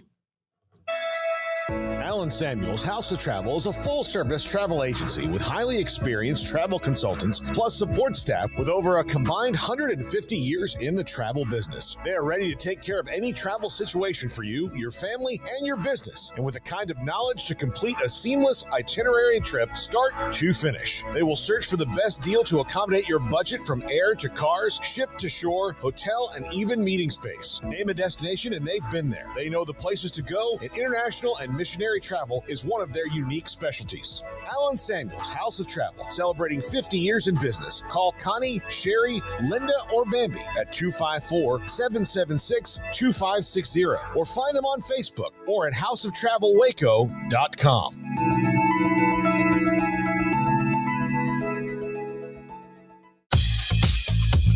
Baylor Scott & White Southwest Sports Medicine and Orthopedics, the team physicians for Baylor Athletics, diagnosing and treating all sports-related injuries, including concussions. These specialists also provide orthopedic services for athletes and non-athletes alike, whether it's knee or shoulder pain, a wrist injury, orthopedic spine care, and even an arthritis and total joint clinic. Trust the doctors Baylor Athletics trust. Baylor Scott & White Southwest Sports Medicine and Orthopedics wants to get you back in the game. With so many companies and policies out there, it gets so confusing shopping for insurance, and I never know if I'm getting the policy that's right for me. Luckily, I met the team at the Niche Group Insurance Agency. With the Niche Group, you can go to one company and get access to coverage options from many insurance carriers, and you get to speak to a real person about your specific coverage needs. With the Niche Group, I know I'm getting the right coverage at the right price. If you need insurance, talk to the experts at the Niche Group at 1-800-258-8302. Established in 2007 and independently owned, Alliance Bank Central Texas is committed to helping families and businesses meet their financial goals. From their tellers to their board of directors, they know the importance of superior service and competitive products. Customers have confidence knowing that their financial needs are in good hands. It's your bank, Alliance Bank Central Texas, with 2 Waco locations, 4721 Bosque Boulevard and 191 Archway Drive on Highway 84, and at alliancebanktexas.com. Member FDIC, an equal housing lender. Want to send a message to the show? Jump in the Rudy's Country Store and Barbecue chat room. Indiana Pacers lead Oklahoma City 2-1. Game 4 tonight. Kevin Hall joins us, part of the Rogue Media Network. Kevin, thanks for your time. Covers Indiana sports across the board. And Kevin, before we start, I don't know if we need Emery Winter, who's an Oklahoma City Thunder fan, in our studio to hear you. He might share information with the bad guys because they need it. They need the help. At this point, it's still anybody's series. Let's be honest. Yeah, no question. Oklahoma City, though, was a heavy favorite. Did you always kind of have that little, whoa, wait a minute, I think people are getting ahead of themselves? The Pacers have been an underdog every series except for the Bucks series, which they had home court in, and that was a 3-4 matchup, 4-5, something like that. So it's no surprise at all. The Pacers have been overlooked all year, and people ask if I'm surprised with some of the game winners and some of the crazy things that have happened. Yes, but no at the same time, because Halliburton and the Pacers have been doing this all season, especially after the turn of the new year. Yeah, no, they have been.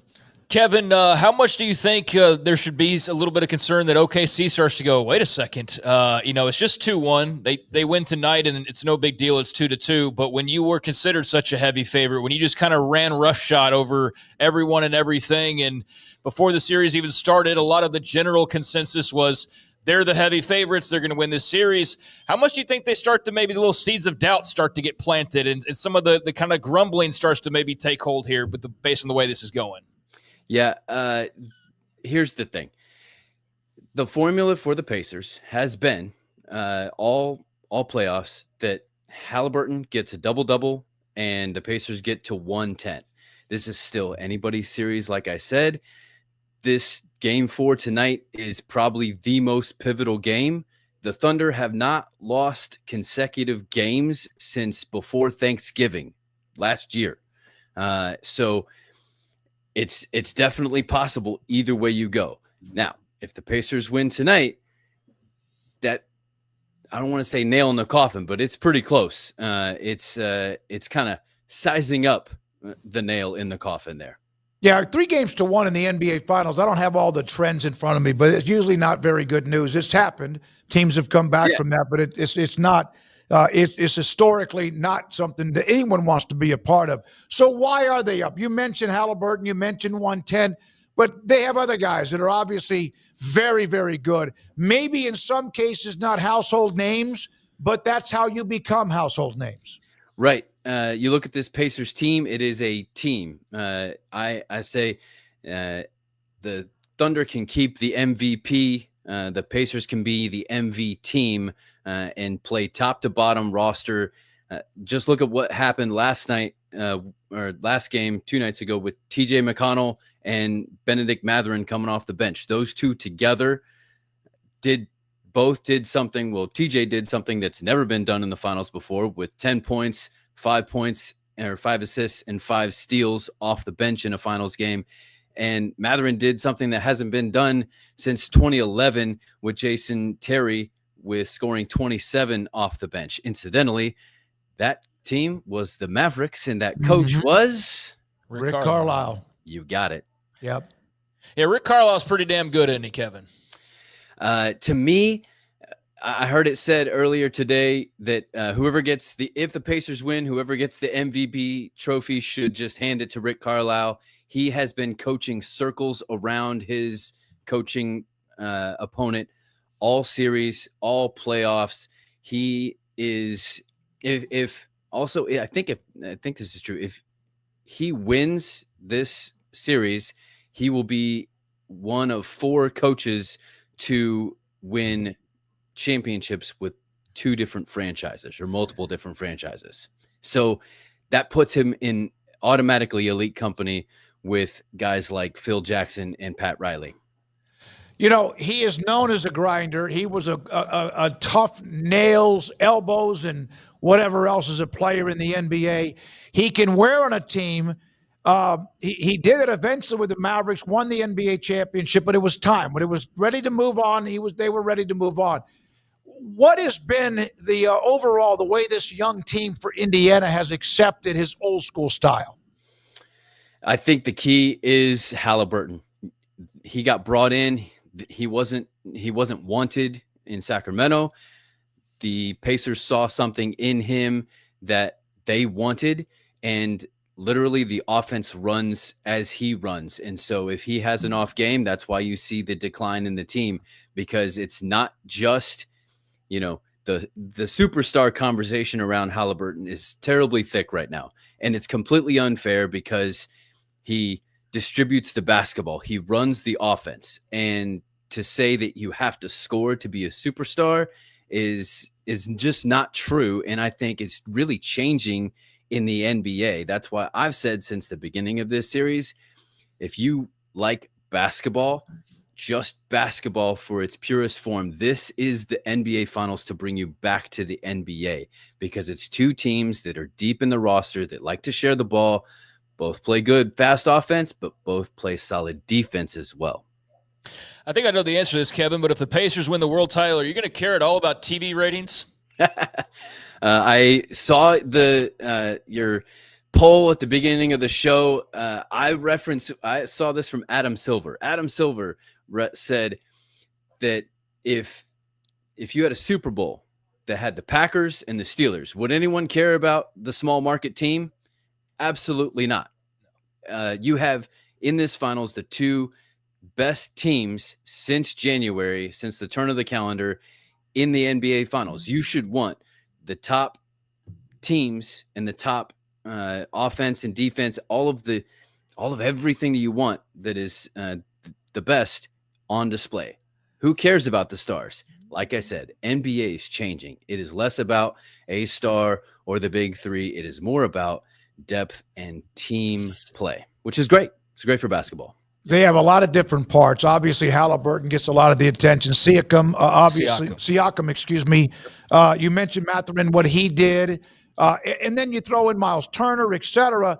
They seem to be, if one guy's down, it's like if you lose, well, some animals, when they lose part of their a joint or whatever, it seems like they grow it back. Do you feel like that's kind of a good way to explain them?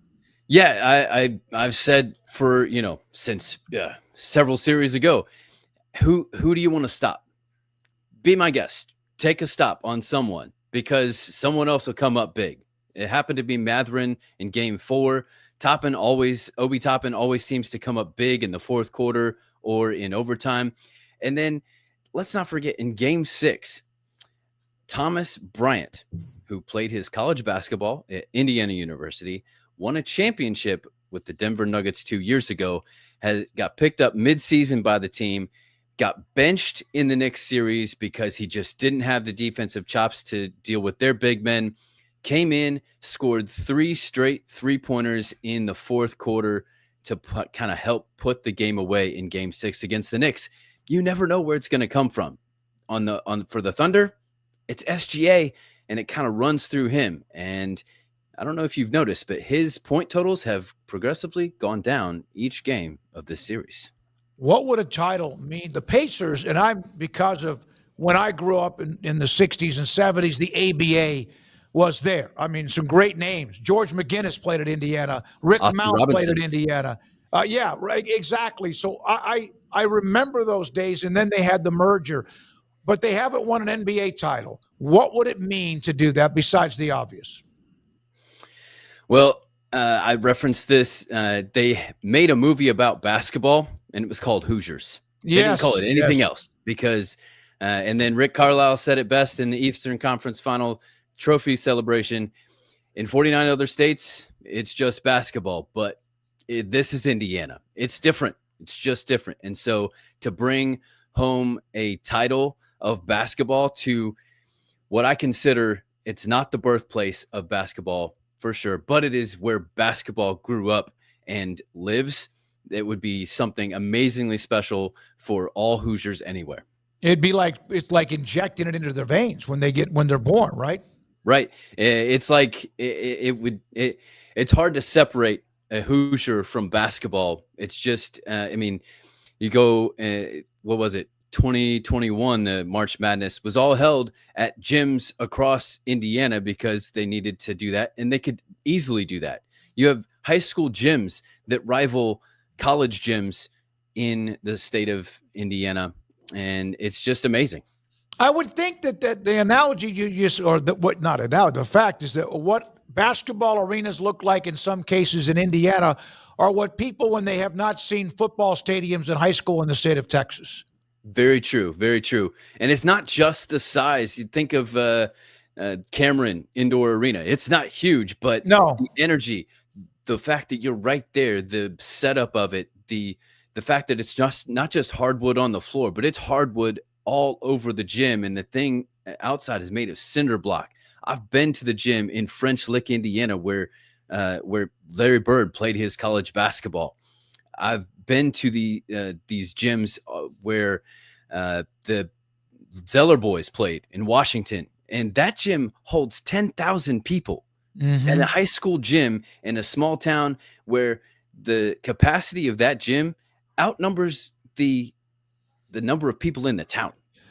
I went to Indianapolis, been there for a Super Bowl, but also was there the year Baylor won the national title. And I was there for, I think, almost 3 weeks because it was COVID. Yeah, that was it. That was 21. Yep. Yeah, 21. And I got to tell you, and I went to some of the stadiums where they play Butler, et cetera. Oh. And it is absolutely not a throwback by any means because of the movie or Hoosiers. It is just such a basketball type place. Of course, they've got the NCAA with the Hall of Fame, I think, is there. The museum is there as well. But it would be awesome. And I that was one of my favorite things ever because I got to be on the road for a long, long time. Not so much that, just the history around the arenas that hosted all those games from start to finish in Indianapolis. It was quite the story. So you're obviously a lifelong fan. Butterflies, where are you? Where's your emotion right now? I just take it a game at a time.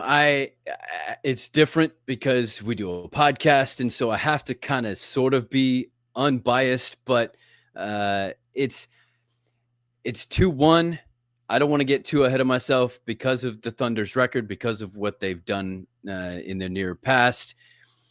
You got to take it a day at a time. The advantage here, I would say, for the Pacers with this game specifically in Game 4 is this is the only game of the finals where you only get 1 day in between.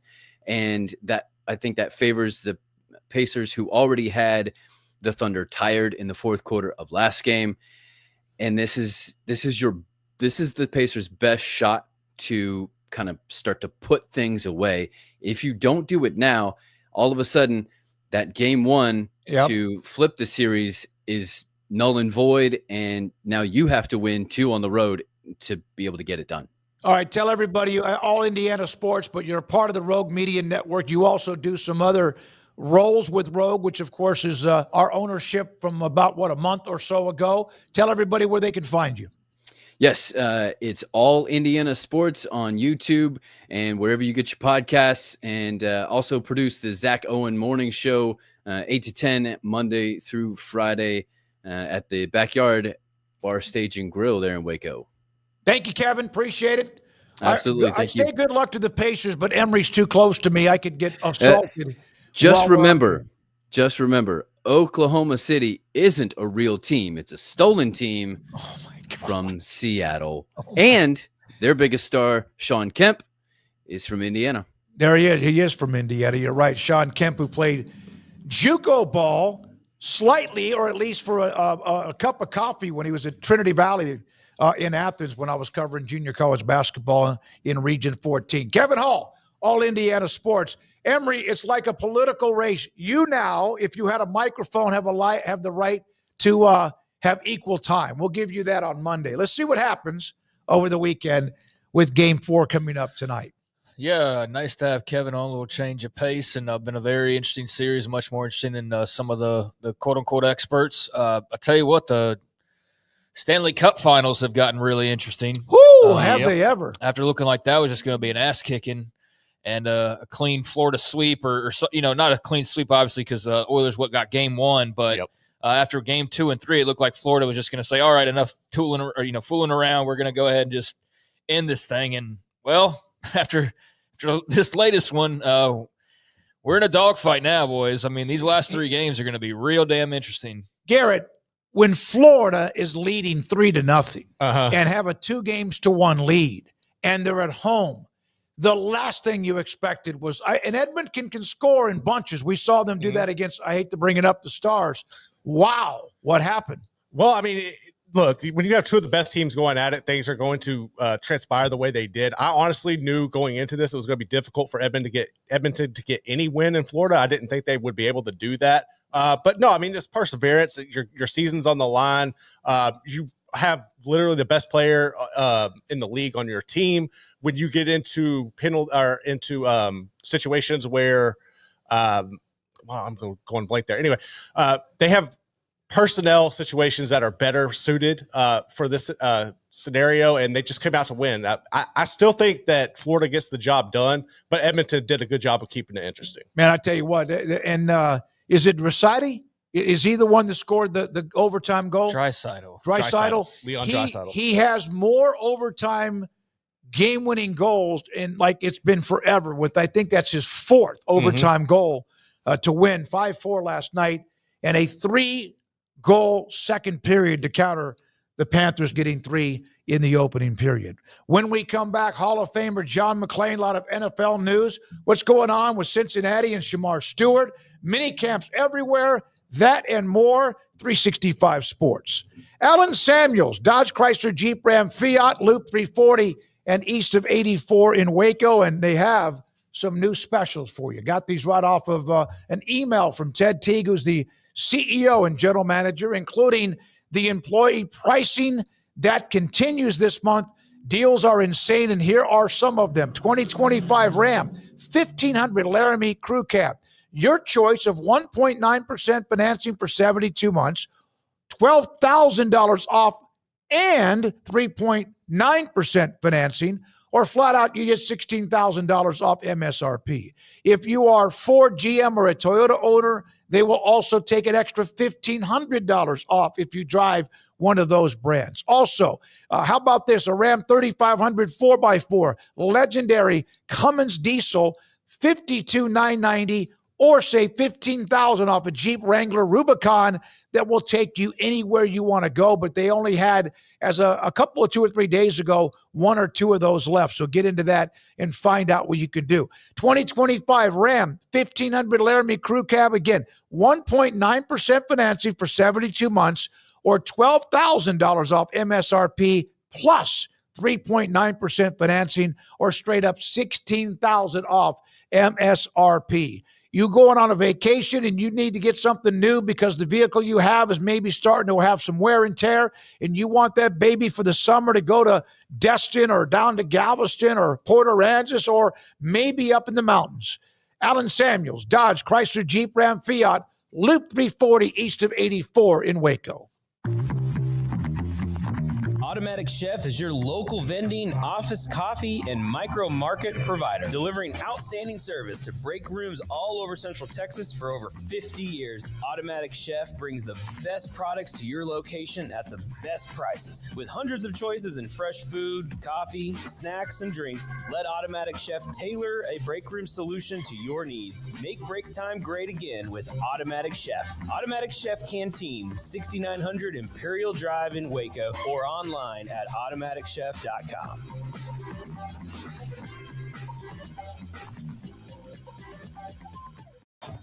Baylor alumni are more than 160,000 strong. When we all join hands to support our university, we don't just move the needle, we move mountains. Working together, we create life-changing opportunities for students on the field, in the classroom, in the laboratory, and in life for generations to come. So get connected, get involved. Learn how at baylor.edu/alumni. There are 26 letters in the alphabet, over 600,000 words in the dictionary, and just 3 of them said together can change everything. Let's order pizza. Those 3 words lead to dough made from scratch and 3 fresh signature cheeses that blanket golden crust in a heavenly melt on Marco's Pizza that'll blow your mind. So visit marcos.com to order and stop by Marco's Pizza in Belmead, China Spring, Woodway, and in Robinson. Marco's. Pizza lovers get it.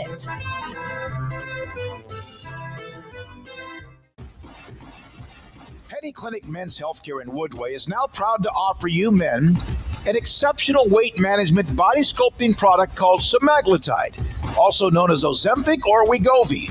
Semaglutide is an FDA-approved weight management medication. Once-a-week injections of this powerful medication offers an average body fat weight loss of 20% within the first year of treatment. In addition to body sculpting, semaglutide also normalizes blood sugars and has the clinical research proof of reducing blood pressure, cholesterol, stroke, and heart attack risk. If you're like most men and you have stubborn fat that will just not respond to typical diets and exercise, then help is finally here. Semaglutide, affordable, highly effective. Google search Penny Clinic Waco and reach out to the Penny Clinic team today for a free consultation with Dr. Petty to see if semaglutide is right for you. Go to pennycliniclowt.com.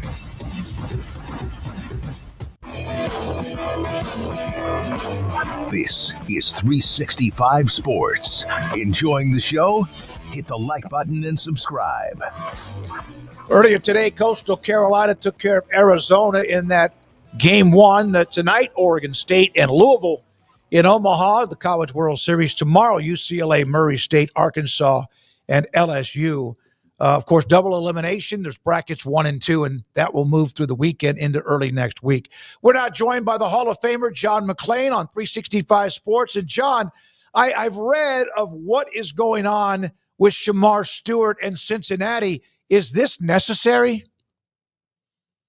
Shamar Stewart is being treated unfairly by the Bengals because they want to include a clause in his contract that was not included in last year's number 1 pick, offensive tackle Marius Mims. And so Stewart and his agent have not agreed to it. There's a lot of players who haven't signed. There's 20 second-round picks that haven't signed, and that can be blamed on the Houston Texans. General manager Nick Casario signed wide receiver Jaden Jenkins to a fully guaranteed contract. And every other team in the league goes, oh, my God, what is he doing?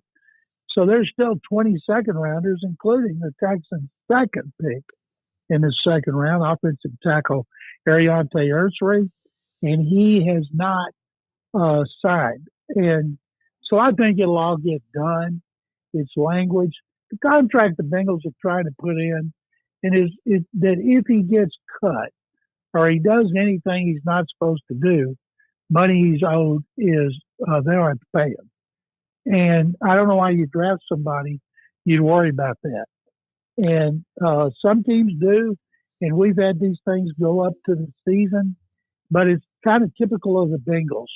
You know, they got to worry about him. They got to worry about Trey Hendrickson, who's the best pass rusher in the NFL last season, and his deal hasn't been redone. So these contract situations will help fill up vacation time since Aaron Rodgers has signed with the Steelers. Oh, thank God. So our long national nightmare is over, John, with that news. But yeah, it just seems like on Cincinnati's part, I guess it's their MO, but it's just like such unnecessary, self-inflicted bad PR pissing off your fan base. And you just like, I just don't understand like the angle they're taking here, really.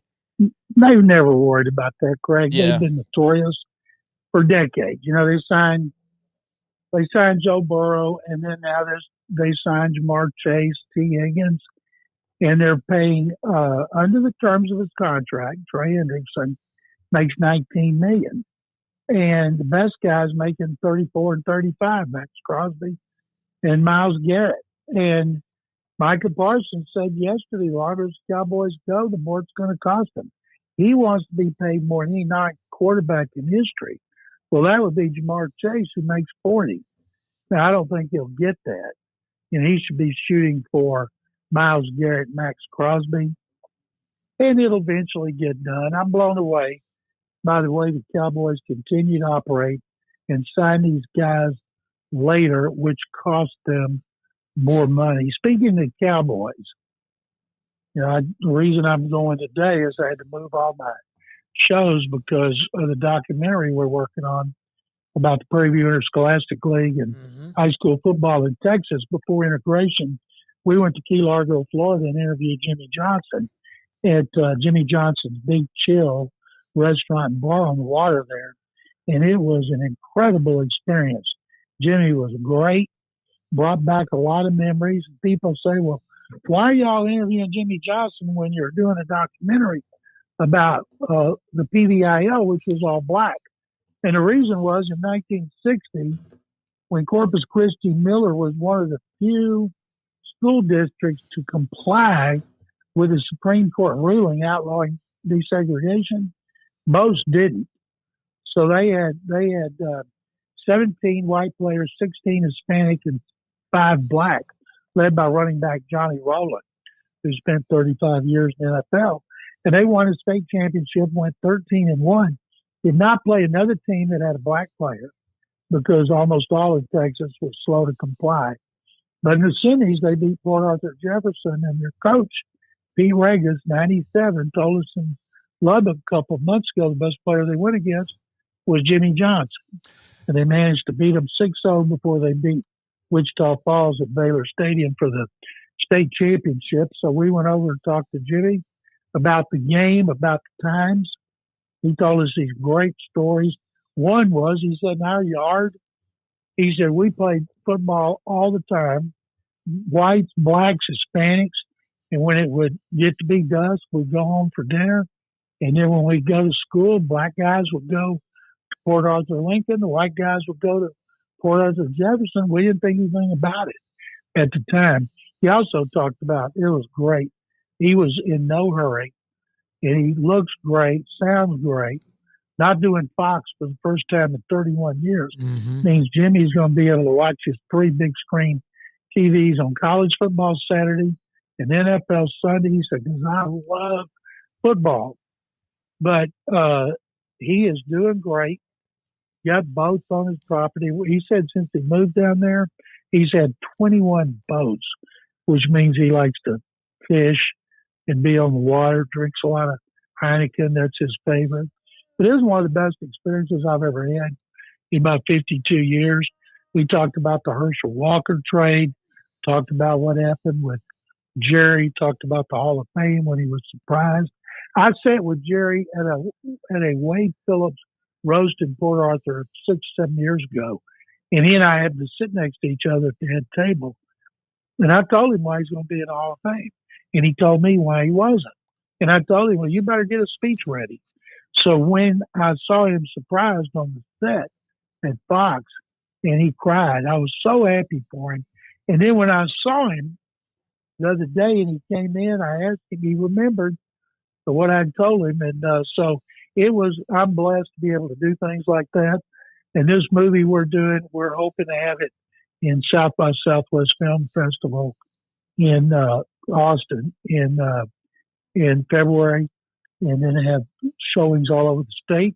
And hoping somebody buys the distribution and puts it out maybe on NFL Network, a Football Life, or streaming services. So we're still hard at work. We've got a lot more to do. That's awesome. I got to start, Jimmy Johnson. I started covering the Cowboys in 1981, and I interviewed Landry, and then obviously Jimmy came along. He was a part of training camp, but I never really got a one-on-one with him. I did with everybody else, including off to the side once with Parcells. I haven't met yet or seen Brian Schottenheimer, but I remember, because of his connection, Jimmy, to Port Arthur Jefferson, I remember one time I got his number and I called him. I told him who I was, and I was at click.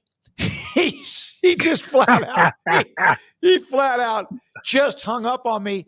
And his former, he was on staff at Port Arthur Jefferson later on. And the guy that ended up coaching at Lee High School in Tyler, Mike Owens, played at Jefferson, coached at Jefferson back when they had Todd Dodge and company. He's the one that tried to help me set that up, and he hung up on me. He hung up on me very, very quickly. Yeah. That Don Trull, the great Baylor quarterback, and Jimmy coached together at Arkansas. And Don made the introduction to one of our producers so he could go down there. And Don said, when you get down there, ask Jimmy if he can still do this. When we coached at Arkansas under Frank Boyles, Jimmy used to like to kind of show off and do the James Brown turnaround. Papa got a brand new bag while he would do the turnaround.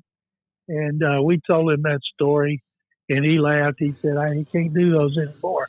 He's about to turn 82, and he looks great. He does. If people look at my Twitter account, McClain _on_NFL, they'll see a bunch of pictures and videos we took.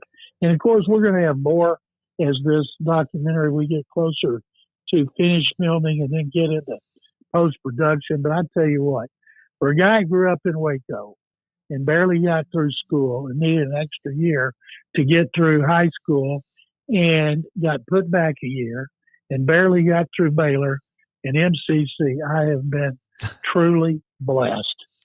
That's very cool, John. Yeah, keep us updated as far as the whole process of that goes, and we'll be keeping tabs. That sounds like a very cool deal, though. I did want to ask you about this trend I've noticed in the last probably 2 or 3 years in NFL reporting. Everybody's a reporter now. All you need is a cell phone, right? Computer access, internet access. But I've noticed this a lot, especially this summer already. What do you think of the play-by-play commentary of OTA practices that seems to be kind of commonplace nowadays in reporting circles? About what I think of charting throws of rookie quarterbacks in OTAs for receivers who aren't covered. But I'll tell you what, it must get clicks. Yeah. Because the public wants it. You think about, if you're a fanatic, and I'm sure there's Baylor fans that read Sikkim and they want to know every single thing, morsel of information they can get. And those guys are right for Sikkim. They do a great job. And I subscribe to everything, and I love reading it. But with OTAs, which to me are about as useless a thing as you can get, and it's all mental. But some everybody in Northeast Ohio is charting every throw from Joe Flacco, Kenny Pickett, Dylan Gabriel, and Shedeur Sanders. Exactly what I'm talking about, yeah. It gives them something to do. And I guess there's a big segment of the fan base that oohs and ahs, but give me when they put the pads on at camp and they can cover the receivers. That will be a much more accurate barometer. Yeah, the Browns are in particular where I saw it the most, and I was just like, wow, that's really – I mean, I've kind of seen it previously, but in particular – and I think obviously when you've got Shedeur, attention just follows. So I get that there's attention, but it seems kind of silly. It seems kind of silly. Well, Craig, I'll tell you, one time the Oilers went to Denver to go to training camp and practice against the Broncos.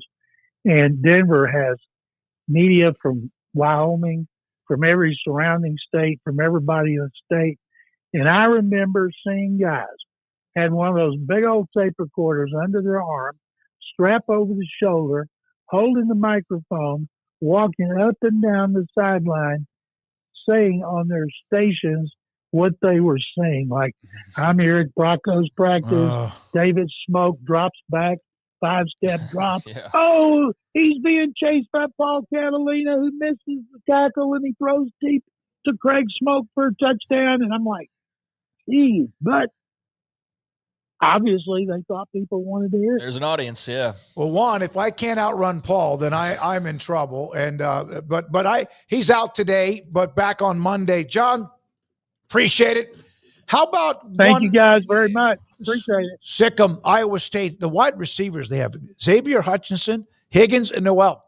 Think about that, the connection to Iowa State with Houston Texans and what they do at that wide receiver position. Yeah, we talked to John about that right after the draft. And, it's kind of crazy. They obviously see something they like from that program to go to the well multiple times. No doubt. You've clearly got something that you're really enticed by because that's just more than a coincidence at that point. So, yeah, that ought to be an adopted team for, I think, a lot of Iowa State fans as a result of what you just said there.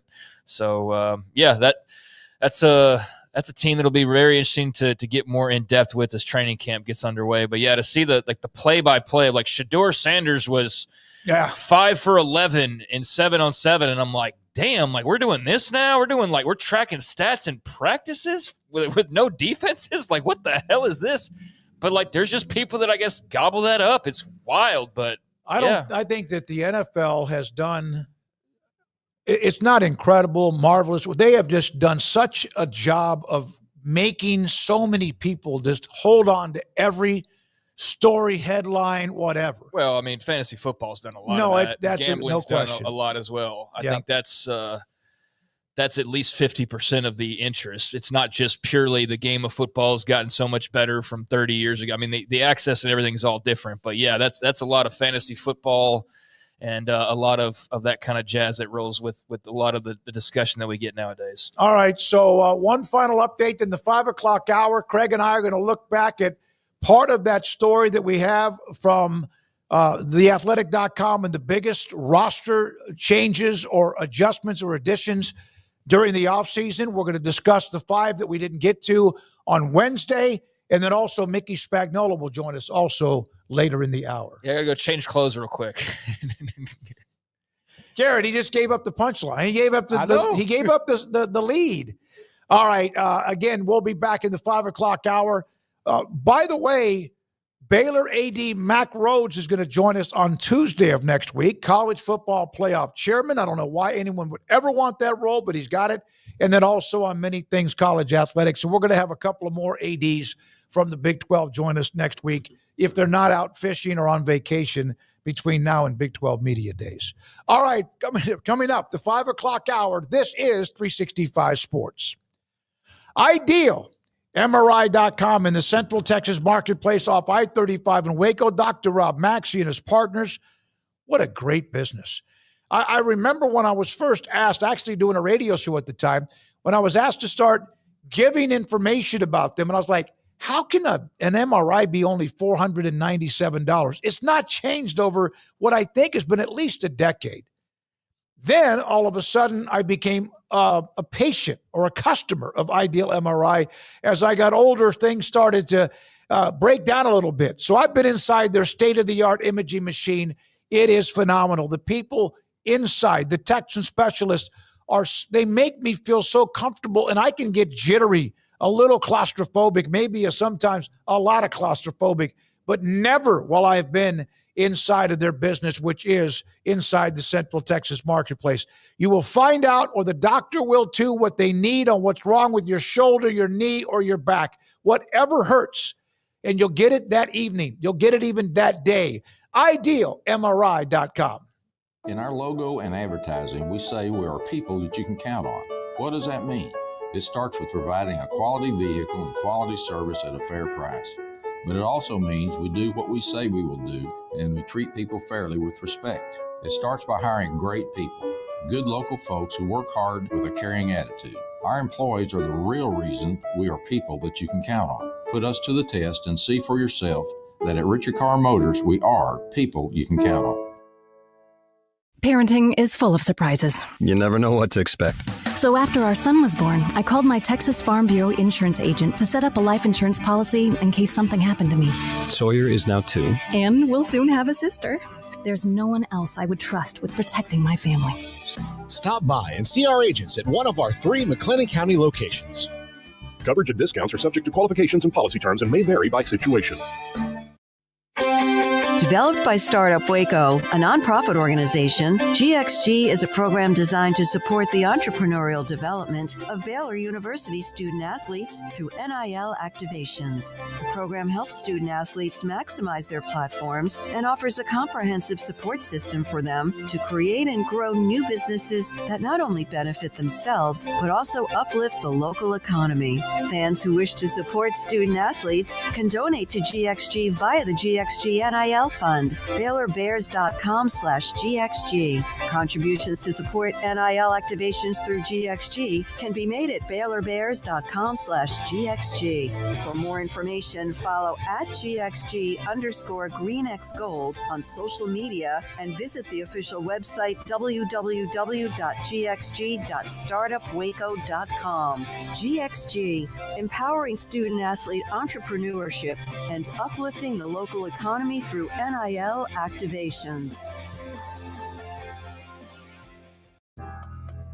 Riverbend Liquor and Wine now has 2 locations to serve you. The original on Lakeshore Drive at North 19th Street and the brand new spot in downtown Waco at 600 Franklin Avenue. If you're looking for the best in craft beers or local Texas bourbons, then the original is the place to be. And for the latest trends and online phenomenons, head downtown to the Franklin location. Either way, you're going to get the same great variety, customer service, and speedy experience. Check out both locations on their Facebook and Instagram pages, Riverbend Liquor and Wine, Lakeshore Drive at North 19th Street, and now downtown on Franklin Avenue.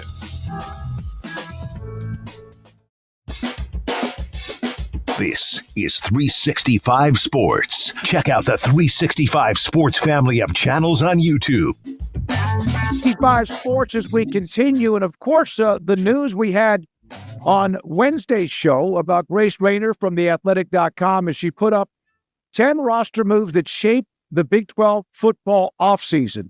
Did not include all 16 teams, but specifically 10 schools that she thought what they did would affect and have an impact on 2025. We left off with 5 of them. We looked yesterday at Sam Leavitt, an Arizona State quarterback coming back, Avery Johnson back at K-State, Utah with transfer quarterback Devin Dampier, and then Colorado revamping its quarterback depth chart with youth and transfers, and West Virginia in year 1, era 2, under Rich Rodriguez, which leaves us with Texas Tech. Greg Smoak signs the elite portal class, known as the #1 transfer portal class in college football.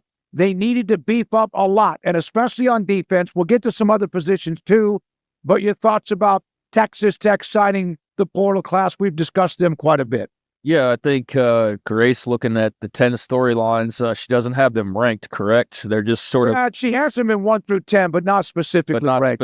Ranked, because I feel like if it was specifically ranked, that this would be #1 on the list as far as the biggest stories that could affect the Big 12 championship. Because, yes, while some coaching hires are notable and some player development is notable, I think the big story, the one that we've been talking about all offseason long, and not just in Big 12 circles, but across the country, was Texas Tech going all in, splurging, the name Cody Campbell becoming a household name, which, is deserved given the amount of attention he's brought to Texas Tech with his money. And I know it's not just him. Before we get people in the chat room, hey, what about it's not just him? We got other millionaires. I know, but he's like the figure that. No. Billionaire. Okay, excuse me, billionaires. We know, but he's like the lead dog and he's the face of it. So, that's been the most talked about story in the Big 12 this offseason. And there's been various tentacles to it. The individuals, which there were numerous throughout the transfer portal, going and grabbing Micah Hudson back and just, investing heavily into Tech to make them a championship team this season. And we've discussed at length that it's championship or bust. Like, if they don't make the Big 12 championship game, not wishing for any ill will, but there better have been a rash of injuries to very key people, because if not, you even look at the schedule, sets up very favorably at the beginning for them to start strong and maybe find themselves in the top 25 rankings pretty quickly. And I think the rest of it is manageable. It's nothing it's too difficult, especially with how good you expect them to be. So, saying all that, I think that, that's a huge storyline. That's the one that probably most people are keyed in on, because on the one side, you've got those who are Tech fans or supporters that this is obviously a huge story for them because they feel like this year is finally going to be the year that they crack through. And then on the other side, I think you've got a lot of people watching over the fence, looking in the backyard, waiting for them to not live up to these expectations and ready to, have the crow dishes ready to go. So I think that's going to be an ongoing talk throughout the season. And I definitely agree with that one. I think that'd be number one if you were ranking them all pound for pound. She added that one of the best transfers around the country was David Bailey, the edge rusher, outside linebacker from Stanford. 3 years, started there, had 7 sacks a year ago. They need a lot of help, and they need a lot of help from last year on defense. Howard Sampson returns to his home state. He's from Texas after last year at North Carolina. He's a big offensive lineman. 800 snaps, started 12 games at left tackle. Romello Height, a fellow ACC starter from Georgia Tech, who helped anchor their defense. And also, not sure, and really just bring him up only the name because it's been out there for, 3 years now, really since the recruitment of Micah Hudson at Lake Belton, whether he has an impact on Texas Tech at all. Until he does, I think even he would rather his name not be mentioned, or even Tech fans mention, until Micah shows that he's worthy of anywhere close to that 5-star rating out of Lake Belton High School. I think he's had plenty of talk for the last year plus. Now it's time to walk. And so, I don't think there needs to be any hyping up or over estimating expectations, over projecting anything with him. I think they just need to let him find his stride, and they will, and then it's ultimately up to him to be able to continue that and go make the most of his opportunity. And you would think his last opportunity, certainly in Lubbock, and I know there's probably a smaller school that if this doesn't work out again, that there will be people to take a chance on his talent. But I think it's just key for him in life to find a place to settle in, not knowing much about him personally or anything, but just he's moved around a lot, and there's been a lot of talk in a year and change. So if he can explode onto the map and be that 5-star talent that they've obviously pursued now twice over and invested in, then that would be great news. They've got other really good skill guys. I mean, Coy Aiken is some guy that is somebody that comes to mind immediately. So I think, skill-wise, they should be pretty good, but Micah Hudson could put them over the top. And then, they went and got some pass rushers. They got some D lineman. Lee Hunter from UCF's another one that was a big investment. A big get for them. So there's really not any excuses. And that's why I think that everybody embraces the idea that, it's championship or bust for them. And all eyes are on Lubbock, I think, heading into this season. Joey said the thing about, the Big 12 runs through Lubbock, and ate some crow for that because that didn't turn out to be the case whatsoever.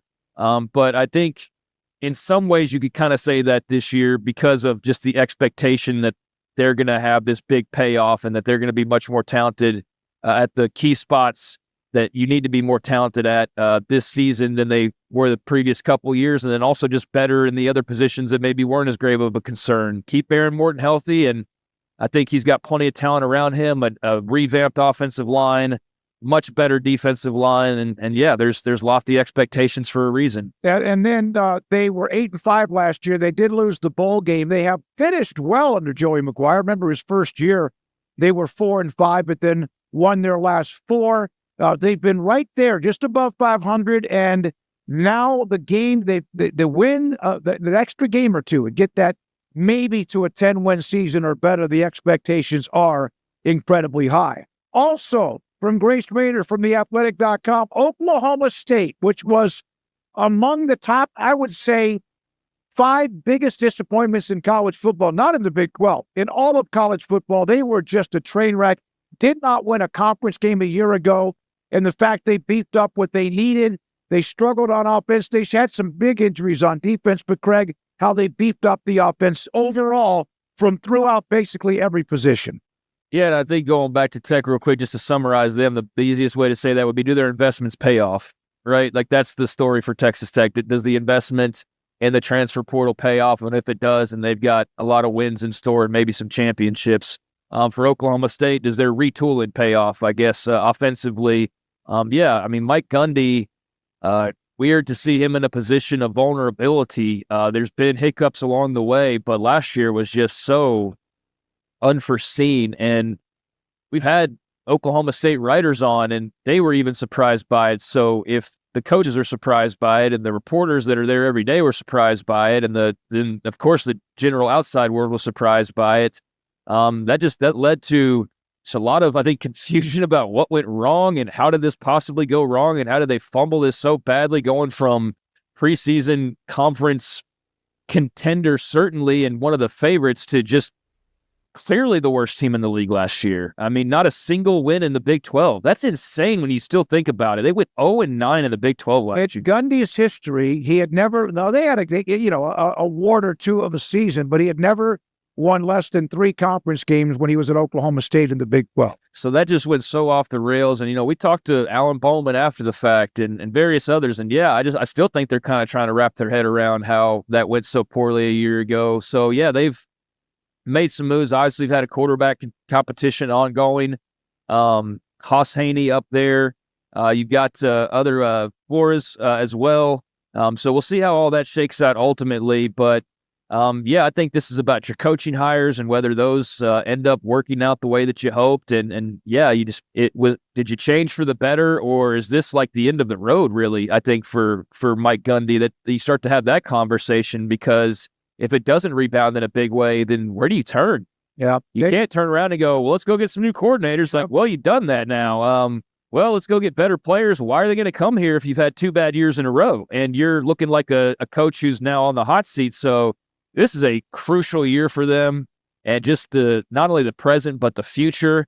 I do have some optimism that things do work out, but I know Paul is extremely negative on them. I don't know if that's just his grudge with Wet Blanket, or if that's... I used to have a grudge with Wet Blanket. He and I are buddies now. Yeah, I don't know if it's that, bleeding into his opinion, but I can see where he's coming from. I mean, everybody made moves this offseason, right? So just to assume that they went and made moves and they're all going to pay off, I mean, I understand not just blindly following that lead, but yeah, they are a mysterious team heading into this season, and for them to be good, their changes on staff and on the roster are going to have to pay off. Well, think about this. Let's just go back to 2021. They lose in the Big 12 championship game by literally a fingernail. Yeah, on the goal line stand from McVay at Baylor. The last play basically of the game, they had to take a knee to run out the clock. They still finished that year. They were 12-2. The next year, they started out 5-0 and then went 2-6 down the stretch. And you're like, uh-oh. And that's kind of a year that the 2 teams that played for the Big 12 title, Baylor and Oklahoma State, just cratered down the stretch. Oklahoma State then followed it up with a 10-4. And so it looked like they're back up again. And then last year, the disaster. They have replaced basically almost everyone you could have. Well, all the coordinators. I mean, yeah, most of the assistants are all brand new. So yeah, they've left no stone unturned. I mean, it's been a big season of change in the state of Oklahoma for the 2 college football programs that kind of rule the roost there. I mean, Oklahoma's well documented as having done pretty much everything but fire Brent Venables. And then Oklahoma State's done everything but fire Mike Gundy. So new quarterback, new offensive coordinator, new defensive coordinator. I do think, Haas Haney having Doug Meacham, that previous connection makes a lot of sense. I don't know if Haney's going to end up being the guy or how that all ultimately works out, but obviously he's going to be there for the foreseeable future. And so that connection, makes a lot of sense and leads you to believe that could spark something potentially. Todd Grantham over on the defensive side, obviously very well traveled, very seasoned. I'm interested. I just don't know what to expect, honestly. And in seeing some of the Oklahoma State fan feedback or even media feedback, the people that we've talked to, I don't think they quite know what to expect other than, hey, there's been a lot of change. It should be for the better. It needs to be for the better. We'll see if it's for the better. And yeah, that's what everybody's kind of wondering right now. I would think going into next year, when we get into, I guess I say next year, which is 2 months away. 2.5. Yeah. But next month, when we get to media days and we get the preseason poll, I would imagine UCF will probably be 16 because I just think they're the most unknown. But I think Oklahoma State will be really interesting to see because you can kind of already place, if you go like upper half, lower half, you can pretty much sort the teams out right now and be, I think, accurate as to where teams are going to be in one half or the other.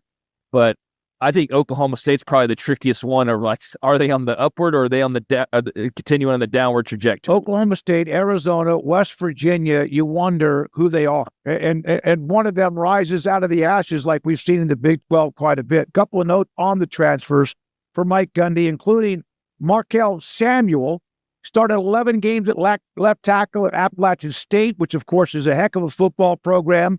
Terrell Davis, the single-season record holder at Central Oklahoma, 1,600-plus yards receiving, 15 touchdowns. Can he take that to the next level for Oklahoma State? You mentioned Haas Haney, also as a transfer from TCU. And wide receiver, another one, Christian Fitzpatrick from Marshall, who last year had nearly 600 yards. They have one defensive name in particular, Hiron Duhon, who comes in from UTEP, was a second-team freshman All-American to try to help bolster up that front. He had 7 sacks last year in 12 games at UTEP. Well, what was so bizarre was they had pretty good receivers on paper coming back. They had a great running back on paper coming back, had a solid quarterback coming back, had strong offensive line coming back, and then it all just fell apart. And here they are, and they've got exactly one assistant coach from last year, or the main assistants, one out of that entire staff that is back, and that's Sean Snyder. So they completely remodeled and redid the place, and we'll see if this is the trick to get them back to where they were in a couple of years ago. Because as you said, it was only 2 years ago they were in the Big 12 championship. Yeah, no. So it's not like the sky is falling, but I think if you have a couple bad years that are unforeseen in a row, that's when you start to look around. You're like, what's going on here? Like, what's the issue? But yeah, they could just as easily bounce back. They've got a great history, and I hope they do, because I think a stronger Oklahoma State, it does make for a stronger league. All right, so you guys have seen the picture, right, of Will Smith inside of an empty mansion. I've used from the Fresh Prince. From the Fresh Prince. He's in a huge, big area, like the living room or whatever. There's nobody there. Nobody's around. And I've used that. Mac Brown eventually had to do that when he replaced so many coordinators, some who got better jobs or whatever, and eventually you're the only one left. Aranda dealt with that. You can replace a lot of coordinators, and he has too, but eventually if that doesn't work, you're the only one left. And that's kind of like, I always think of that picture. Also, Oklahoma State in week 2, Oregon. They're on the road to play Oregon, the Ducks, who we know are going to be loaded. So that'll be interesting to see how they perform on the road there. Also, Iowa State, they lost 2 players to the NFL in the draft. They lost others too, but they have Rocco Beck back, of course, at quarterback. They lose Noel and Higgins, who are both fantastic, but they did get East Carolina wide receiver Chase Sewell.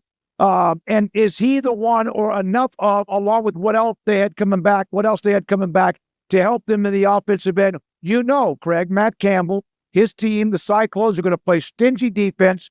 They're going to play they're methodical. Your thoughts? That's one of the ones that Grace Rayner brought up in The Athletic, was Sewell coming in to help Iowa State fill up part of that wide receiver class. Well, I mean, just yesterday we're talking loosely, not making official predictions or anything, but talking loosely about just hey, pick your Big 12 champion as it stands right now. And I very much hadn't settled on this, but I threw out just the idea of Iowa State and just my random pick. And I don't think that's who I'm going to stick with, but I don't feel like it was a terrible pick. It might have sounded that way because it's like, whoa, wait a second. But you think about it, and really, what are they losing? They're losing a couple of receivers, a couple of really damn good wide receivers, like a couple NFL early round wide receivers. So that's not nothing, and that is the concern, is how do you replace that production and how do you replace two of your better playmakers who are obviously good enough to go and make their pay in the league now. So that's a concern, but when you have a guy who's been in charge of a program and the way he's been in charge of this program and has it set up now, I'm not saying they're going to go replace those guys, but I don't think it's like the end of the world. I still think when you have Rocco Becht as a starting piece and what is generally always a very solid defense, still some talented skill guys, even though you lost a couple of your best skill guys that you've had in his tenure, I still think they're going to be formidable. They'll be, a strong team to contend with week in and week out. I don't know about making it back to the Big 12 championship game, even though I just threw them out there yesterday, but I don't think it's out of the question.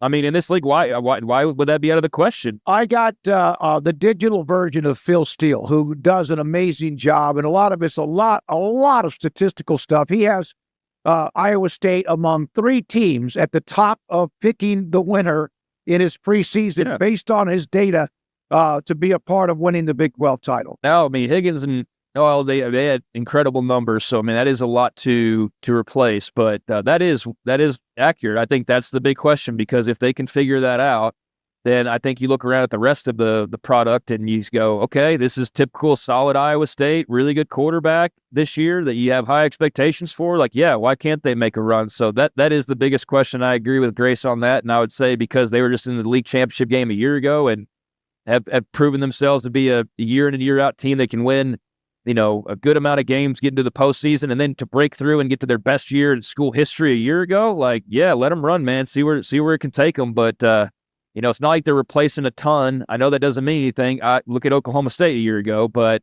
they're on solid footing up there in Ames, Iowa right now. So I have confidence that they can do enough to still be very competitive.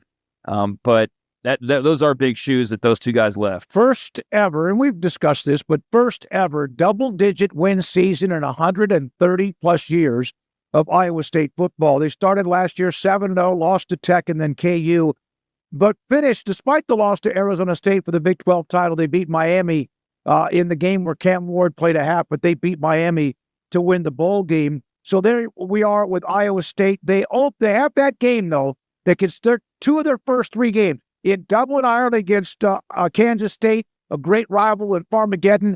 And then 2 weeks later, or whenever, the third game of the year, they take on the Cyclones, which is going to be a slobber knocker in their third, the Cyclones and Hawkeyes in their third game of the year. One thing about their Big 12 schedule, their first outside of K-State, which is a hell of a game, Arizona, Cincinnati, and Colorado, once they get back into conference play, not saying we don't know about any of them, but that does appear to give them a chance to perhaps, especially if they can win that opening game with K-State, to get off to a really, really nice start. Now, Arizona, man, they weren't very good last year. They had Jed Fish leave at the last second for Washington. Brent Brennan came in. Noah Fafita just did not. His touchdown to interception ratio went from 25 touchdowns, 6 picks in 23 to like 12 and 8 last year. Or 18 and 12 last year. It was bad. So they also need, Fafita is back. They feel like they've brought in some wide receivers, but one of the key adds for them, Craig, was Ishmael Mahdi, who we, of course, have talked about quite a bit, the young man who transferred in after being a part of Texas State. They need an early boost because last year was such a disappointment. Well, yeah, I mean, last year they also got thrown the loop right away of Ja'Cory Krosky-Merritt being deemed ineligible, right? Yep. So there was your guy who you're expecting to be one of your star players and your starting running back and be a really nice producer for you. And he's suddenly completely taken off, not because of injury, but because of, the academic question marks about, where he was in the midst of all that. It was very confusing. I'm trying to think about the details of it, not that they matter now, but I mean, that was something that they weren't expecting. That was a wrench thrown into their plans right there at the outset. Beyond that, though, I mean, they still had everything else that they planned on having. Basically, they had some NFL draft talent there on the offensive line. I mean, Jonah Savaiinaeva, and I'm probably butchering that off of memory, but you know who I'm talking about. I mean, he's gone now. Tetero McMillan obviously is gone now. They lost a couple of really good players in the transfer portal, like name guys that people will recognize, like Jacob Manu and Gunnar Maldonado. And Manu went to Washington to rejoin with Fish and Maldonado. Great safety addition there for K-State. And there were others. They brought in a ton of guys as well, as everybody does the same balancing act there. But yeah, they're a big question mark. And I know we were going to talk to Brent Brennan just a little while ago, but he is one of those guys that you see on the coaching hot seat list for just the overall country. And I think when you talk about the Big 12 heading into this year, there's not a lot of jobs that you really go like, that one could get dicey, but that's the one you point to, I think. And you go, yeah, that's the one that could probably change this season if things don't go better for Brent Brennan in year number 2. So what's the is it just Marty's like the big question? Can he be a producer? Arizona would need some help at running back because of who they lost. Quayle Conley wrapped up his eligibility heading to the NFL. So they had to fill the running back position. He has 2,300 yards in his career, 44 catches, 500 yards for 2 years at Texas State. They were 120th, Craig, nationally in rushing yards per game. So, yeah, they needed just bodies, but they also got a pretty good player. Yeah, I think that's the first one that I don't go right along with Grace with. I think the biggest question is Noah Fifita. Like, that to me is the key to them. But I can see where that plays into that because he needs to have a run game unlike a year ago. And, well, I mentioned Ja'Cory Krosky-Mayer. That's part of why they didn't have one is because he gets deemed ineligible. So, yeah, I think that was an area that they got thrown for a loop.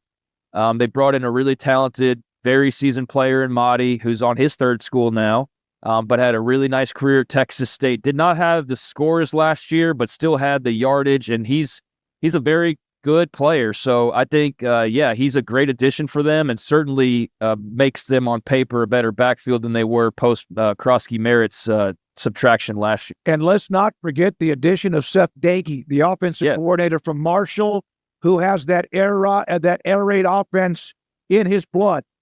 So he also is someone that is a part of that list for Arizona. The additions from last year's team that went 4-8. Here's why they're hard to peg, because you could go, well, who replaces Tetero McMillan?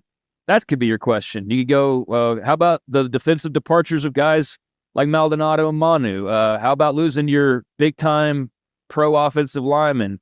Is Noah Fifita better? But, yeah, you can also go with the run game needing to be better and Ishmael Mahdi. So, that goes to show you that there's a lot of holes that needed plugging, and it's going to be a tightrope walk for Brent Brennan and company. There's a lot to question, but the running game certainly would go a long way in helping Noah Fifita have a better year and a rebound year than what we saw in 2024. And Brent Brennan needs it too, because Arizona in 23 was fantastic. That's what led Jed Fish to go to Washington with Fifita, McMillan, among others. Now, one of the others that she mentioned, this again was Grace Rayner from theathletic.com. Connor Wigman signed with Houston. He, of course, was a 5-star prospect, went to A&M, got to play a little bit.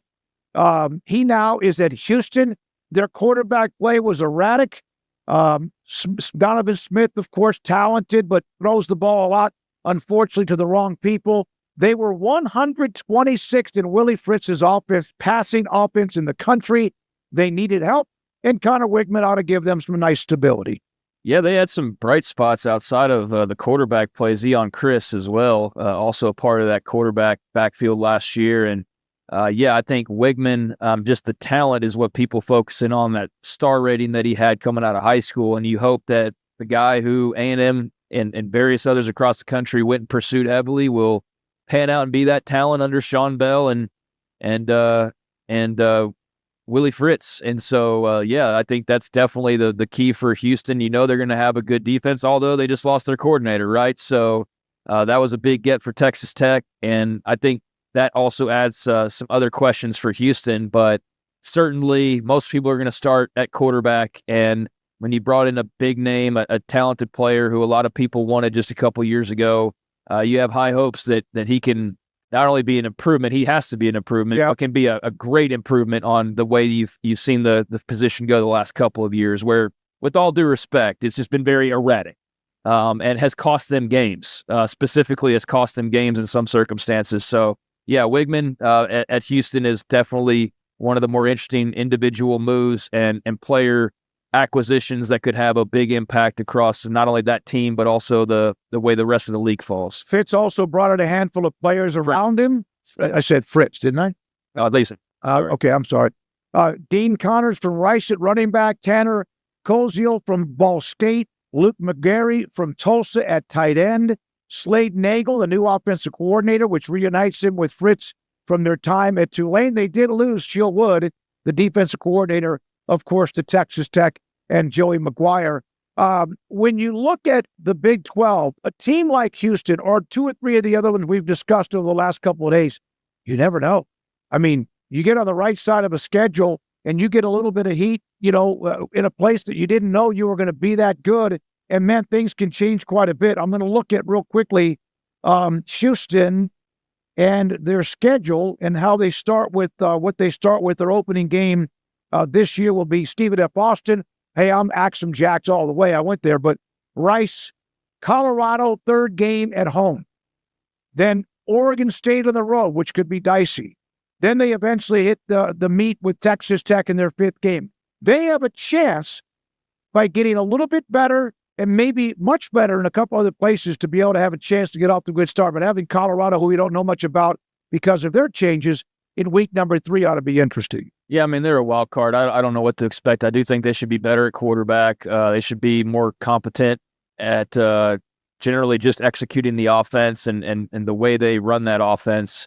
And then defense, I do think there's questions when you lose a guy of Shieldwood's caliber, but I also know Willie Fritz wasn't just, here, you do everything. It's not like he doesn't know what he's doing and doesn't have others involved. So, I think that the coaching part of it, I'm not super concerned about, no matter what they lost or how talented those people may be. I think, Willie Fritz is a guy who you trust is going to have the right people in the right places, but can the talent go and execute that? Specifically at quarterback, that will be the big question, whether they take a big step forward or whether they kind of reside where they were. But they are a team full of question marks.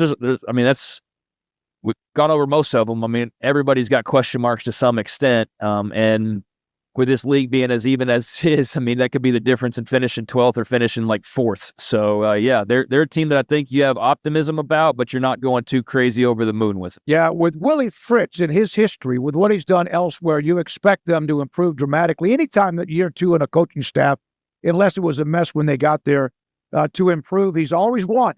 So he kind of knows what he's doing, as you know. So ought to be interesting to see what happens. He was good at Sam Houston State.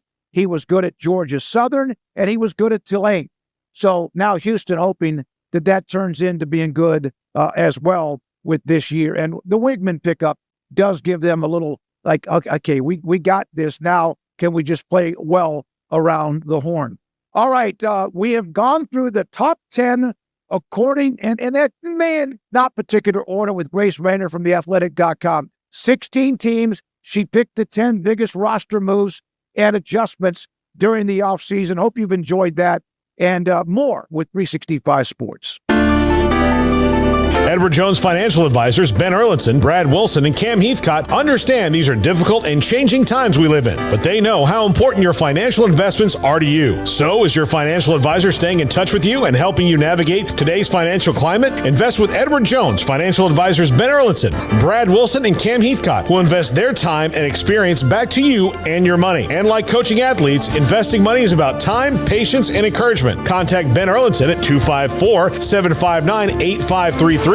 Brad Wilson's location at 250 Sharon Drive in Woodway, and Cam Heathcott in Conroe. Edward Jones Financial Advisors, Ben Erlinson, Brad Wilson, and Cam Heathcott, proud sponsors of 365 Sports. Edward Jones, making sense of investing, member SIPC.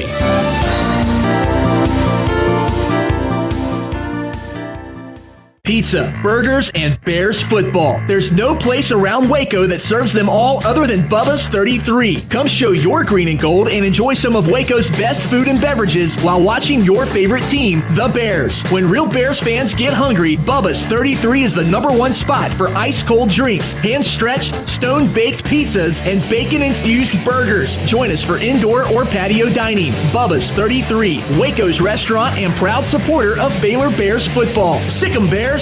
Do you or your kids get nervous about going to the dentist? Stonewood Dental, Dr. Steve Childress, he can help. I've spent a career taking care of patients who as children had bad experiences, and now they're adults that hate going to the dentist. If I get a kid at 3 years old and they come every 6 months and it's a happy experience, it's normal for them. Now they have an accident at 6 or 7 or 8 at school. Now they have a broken tooth or a trauma, and they have to come here. They're used to lights, they're used to water in their mouth, they're used to experience, they already trust us. It's amazing what we can do with that kid without it being a negative thing. But if I see a 6 or 7 or 8 year old that's never been to the dentist, and now they have a trauma or an unfortunate unexpected toothache, it's harder to do that for that kid and it not be somewhat of a negative experience. So bottom line is I try to teach kids and adults and teenagers and everybody the way I'd want my family treated, which is where it's a necessary part of life. You just take care of it. It doesn't have to be that big a deal. Learn more, stonewood-dental.com. 1, 2. I'm in love with a man named Rudy. I'm okay with that. He knows exactly what I want. He keeps me coming back. He cooks breakfast, lunch, and dinner for me. Does the dishes too. I'm in love with a man named Rudy. Last name Barbecue. It sure is easy to fall in love with Rudy's tasty oak smoked barbecue. Next in line. This is 365 Sports. The 5 o'clock hour is sponsored by Edward Jones Investments with financial advisor Ben Erlinson, who'll navigate you through today's financial climate. Edward Jones, making sense of investing. Now here's David Smoak, Paul Catalina, and Craig Smoak. Mickey Spagnola, DallasCowboys.com. Cowboys going through a mini camp, and I was watching the NFL Network and a few others as a lot of teams, players here and there are out. I know Micah Parsons is there, although new contract at some point. Other guys holding out. Hendrickson at Cincinnati. But this is the real deal, right, Mickey? There's some things in the offseason that it's not much going on. What exactly were they trying to accomplish this week? Well, this one is mandatory. So it's basically a continuation of the OTAs, only it's not voluntary. Okay. It's mandatory. And if guys don't show up that are under contract, you have the right to fine them. And if you miss all 3 days, it comes to like $104,000, believe it or not. So the fact that, he said he wanted to be here, and he might have checked his pocketbook and said, yeah, I need to be there, right?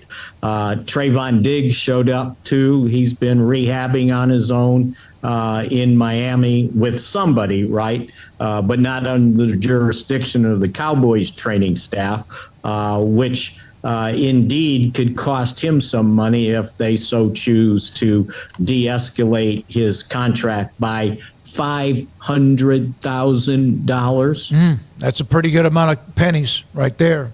Yeah. That young kids, I guess they don't think that's much. Just put that in perspective. 500. I don't care if you're making $10 million a year or you've made $80 million in your career. I know. $500,000. It's still, if it landed on the ground, we would dive for it and kill each other for it. And not only that, I guess you have to pay whoever's training you on your own. Mm-hmm. So, but he showed up this week, seemed to be in good spirits, didn't really talk much to anybody. But, And the other thing is, with him, he's got a per game bonus, meaning he gets paid, I'm going to say it's roughly $58,000 a game. So if you play all 17 games, it's $1 million. Well, last year when he got hurt, he missed the final 6 games, so he made $600,000. So if you're not ready to start the season because you worked out on your own, you could be also missing $58,000 a game. So yeah, there's some financial reasons to work out here, but he chose not to be here in the offseason, and he's not going to make 80% of the offseason workouts. Mickey Spagnola with me, David Smoak, DallasCowboys.com on 365 Sports. All right, so what has Dak at least, and again, we understand there's not a lot going on, but then there is. You still could get some chemistry here and a little bit of that camaraderie, and I know Schottenheimer's trying to do as much as he can to kind of make this everybody together for everything, no matter what they're doing. What has Dak said much about when it comes to Pickens and getting to know a little bit about him? And, of course, he's loaded with talent. And how's that gone? As I think he said today, I'm a GP fan. Really likes the guy, likes how hard he works, feels like he's just fit in fine. And someone asked him, did you have preconceived notions about what the guy was like? And he goes, I don't like to pay attention to what other people say about somebody. I want to figure that out for myself. And he feels like George Pickens has been all in, and that the combination of Pickens and CeeDee Lamb on the field at the same time is going to be a really good thing for the Cowboys. So to the point where Pickens has already said when we talked to him yesterday, I believe it was, that you know how Dak usually gets the wide receivers and guys together before training camp to go on a trip, and he basically said he's all in. So one other note about Pickens, and of course that's been one of the big offseason deals with the trade they made. What the offense they're going to run with the Cowboys, Schottenheimer, et cetera, is he someone that has fit in that before? Because I'm sure it's different what they ran in Pittsburgh. Yeah, but here's the deal. He didn't have a quarterback like he has right now with Dak Prescott in Pittsburgh, right? I think he had Roethlisberger maybe his rookie year, and then it was a combination of who's who. Yeah. Or who's that, I should say, quarterbacks. And he didn't have another top wide receiver to work with. He was the guy.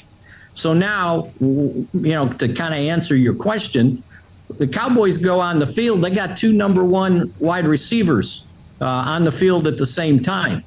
And then depending on who they put in the slot, Jalen Tolbert, Kevontae Turpin, Jonathan Mingo, and say you put Jaden Blue at running back. That's a heck of a lot of speed on the field at the same time. So who you double teaming? I think it can create a problem for defenses if indeed that they can get this thing coordinated. And from what we can see, and I know it's, non-padded practice, no physical activity, it seems to be working right now. I can't wait. I think that might be the biggest impression I've had in this mini camp or the OTAs, the fact that they can get those two guys on the field at the same time, and that's going to give some teams problems. All right, so earlier in the week, and I got it today with being, late in the week, I'm watching the screens. There's a bunch of screens where I work out. And they have the Yap shows. That's what I call them. I know we do a podcast. We could be considered that. But they throw up these titles. If they just put up a Cowboys logo, like everybody comes to a standstill, right? They don't do anything. And they're going to ask about Dak, and they're going to talk about all that. But Micah Parsons, obviously a fantastic player, obviously because he has a contract that could be negotiated, whatever they're doing now. There are other players missing mini camps, maybe a tad or two about them, but there was Jerry and Micah off to the side. It's not a surprise. It doesn't bother me, but it just seems like they could do that and they'll have an extra 100,000 people watching what they say. No, absolutely. And you mentioned Hendrickson. Cincinnati's first-round draft choice hasn't signed yet. Shamar James? Stewart. James from A&M. Won the Cowboys draft. Yeah. From A&M, right? Yep. Yeah, he's not in camp. There's a couple other guys that are trying to get contracts. They're not in camp, but it's the Cowboys, and their owner's probably not on the field for a mini camp, right? So Micah, Jerry got out there on the field the first day of the mini camp, and he walked right down to the end zone where the defensive ends were doing their drills. And he sided up to Micah, and they talked for about 28 minutes. And when we asked Micah, what'd you talk about? And basically he said they talked about everything under the moon except the contract. So, we take him at his word. But that's Jerry, right? And, he said Jerry was, glad that I was here, appreciated it, talked about what was going on, how my vacation went, and things like that. So I think, David, when you have video of something you're trying to talk about, it makes it a bigger story than if you don't have that type of video. All right. So you've covered the Cowboys. But and let me finish. Yeah. You know what? It's what, June 12th? Yeah. Yes. They're not going to have a padded practice until July 27th. They're not going to play a game till September 4th. So it's not like, well, if you don't get this thing done tomorrow, you're in big trouble. And in my column from yesterday, I reminded everybody that in 1992, Michael Irvin signed his contract 3 days before the Monday night opener. And the next year, Emmitt Smith held out. They had various other guys like Jay Novacek, Mark Stepnoski, James Washington, missing parts of training camp. Ezekiel Elliott. But in the end, they all get done. Nobody, well, I shouldn't say that because Emmitt did miss 2 games. But nobody misses money. If Micah Parsons, under the contract he's on right now, the 5th-year options, $24 million, if you divide that by 18, which you get paid weekly, 18, that comes to about $1.2 million a week that you would forfeit if you're not under contract. Now, what red-blooded American's going to do that, right? It'll get done. And I'm going to give you a little parable that my good late friend Frank Luxa used to always say when we were talking about contracts and guys holding out and not showing up for training camp and missing this and that. He goes, you know what? It's like a cat that gets caught up in the tree. Everybody gets all excited. Oh, we got to call the fire department. We got to get the cat down. And he goes, eventually, the cat comes down because I've never seen a dead cat up in a tree. Frank Luxa, Hall of Famer.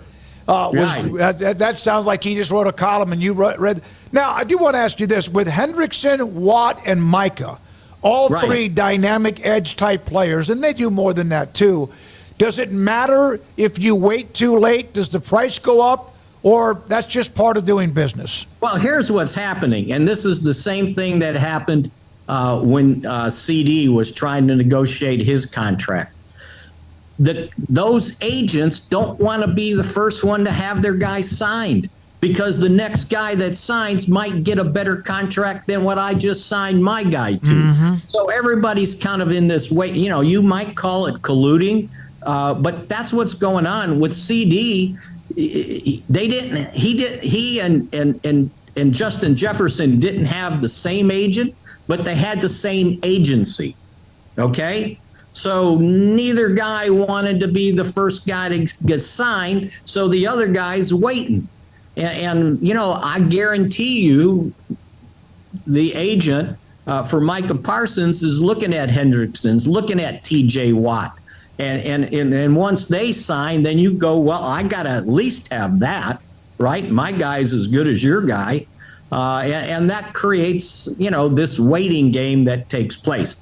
And again, when people talk about this, well, the Cowboys only drag their feet if they just go ahead and sign him. They would sign him tomorrow if he would agree to their numbers, right? So, that's what happens with negotiations. No one wants to set what the parameter is, because then you can say, okay, at least I got that. Now I can ask for more. And I think I told you guys this last year about CeeDee Lamb. It's like I bought my house, and when they first gave me the price, it was like, nah, I can't afford that. And then later my wife goes, yeah, but I would really like it. I said, well, do this, offer them this. And they accepted. And it's like, dummy, you didn't go low enough for them to say no, right? Mm-hmm. And so no one wants to set the price. I remember Bob Ackles, if you remember him, he was taking care of the Cowboys salary cap. Remember him, yep. Salaries back in the day, right? And I asked him, did you call so-and-so's agent? He goes, no. I go, well, why not? And he goes, because every time I pick up the phone, I'm spending money.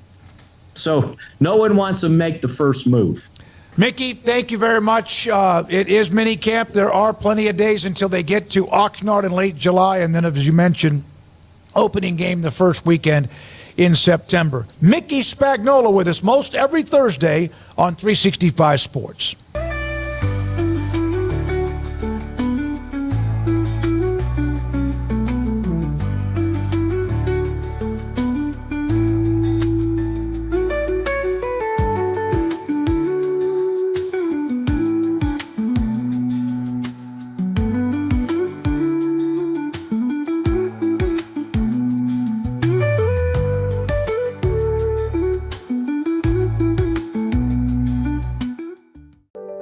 Overwhelmed by your inbox? Clean Email is here to help. Organize, clean, and manage your emails with powerful automation tools. Say goodbye to spam and clutter and enjoy a stress-free inbox. Try Clean Email today at cleanemail.com. That's CLEAN email.com. Founded in 1910, Samsonite is the world leader in durable, high-quality luggage and travel accessories. Made to the highest standards, our products won't let you down. We give you the confidence to get out there and explore. Inspired by the past, devoted to the present, and built to inspire a multi-generational future, Samsonite is here to elevate your journey. Travel with Samsonite and pack confidence every step of the way. Shop now at shop.samsonite.com. Samsonite.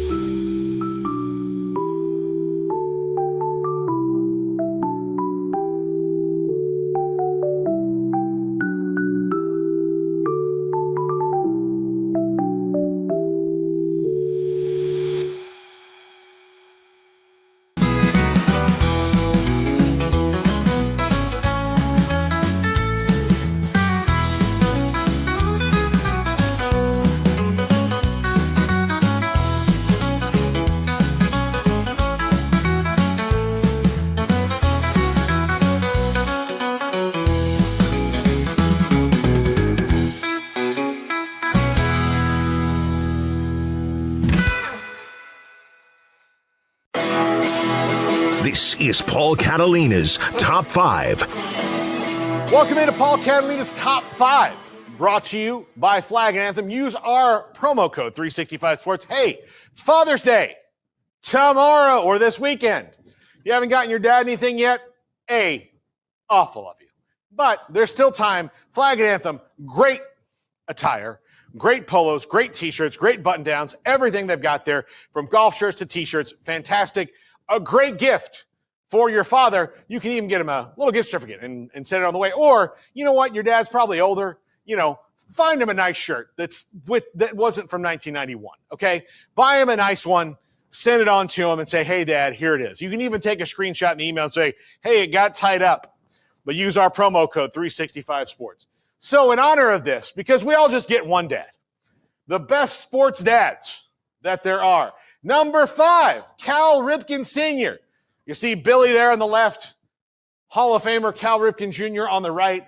This guy was the first father of baseball for a long time, a great manager, a great coach, and put 2 pretty good players in the league, one Hall of Famer and one guy who lasted a good long while in Billy Ripken in Major League Baseball. And Cal Ripken Jr., one of baseball's true treasures for his long streak and the class that he played with throughout his career. He was, in my opinion, the face of baseball of the late 80s and early to mid 90s because of the way he carried himself. Now, that may not be true for everybody, but Cal Ripken Jr. was the guy, and that's because he had a great dad. Well, that guy right there, Cal Ripken Sr. Number 4, Archie Manning. I know a lot of you will say pretty low on the list for a guy that has one Hall of Fame quarterback already, another one potentially in Eli Manning, and his grandson, Arch Manning, is the next big thing in college football. Maybe it is a little too low for Archie Manning, but a good dad who always stood up for his kids and had to deal with his kids playing each other in games a lot of the time. That tore them up, but the Mannings are the first family of the NFL. And if you don't believe me, watch any television commercial. Number 3, Del Curry. This is a great gif I found of Del and young Steph Curry shooting before a game. The genesis of the greatest shooter of all time. But let's also not forget about Seth Curry, longtime NBA player and a Duke alum who was able to parlay his shooting prowess and basketball skill as well. But Del Curry made the greatest shooter of all time. That little guy right there, isn't he cute? Little Steph. Oh, that should be a TV show like Young Sheldon. Number 2, the Matthews brothers. Bruce and Clay. Obviously, Clay's son, Clay Matthews III, one of the great linebackers in the history of the Green Bay Packers. Bruce Matthews has Jake Matthews and Mike Matthews. And there's so many different Matthews brothers that have played in the NFL and in college football. These guys, both, Hall of Famers, ridiculously good players, one a tackle, one a linebacker. Really, really great players. Love the Matthews family. They always have cool stories, and they just I can't wait for their grandkids to make it to the NFL. And number 1, yes, I'm biased, Bobby freaking Bowden, baby. He sired Tommy Bowden and Terry Bowden and Jeff Bowden, who not as successful as a coach, but a really good guy. But Tommy Bowden had a really successful career at Tulane and Clemson until he was run out and replaced by Dabo Swinney. And Terry Bowden's had a really great career. He was at Auburn, had a really good career there. He was at Louisiana Monroe, had a good career there. He's been other places. He's also been a good voice in college football for a long time. And no better football grandpa than the original football grandpa, Bobby Bowden. Yeah, it's my top 5. It's going to go my way. Bobby Bowden. I have his face tattooed right here, right over my heart. But yes, your sports grandpa and dad, Bobby Bowden, shown here almost fumbling the national championship trophy. But he didn't. This was a great moment in my life. I remember 92% of it. Anyway, that's going to do it for the show. And happy Father's Day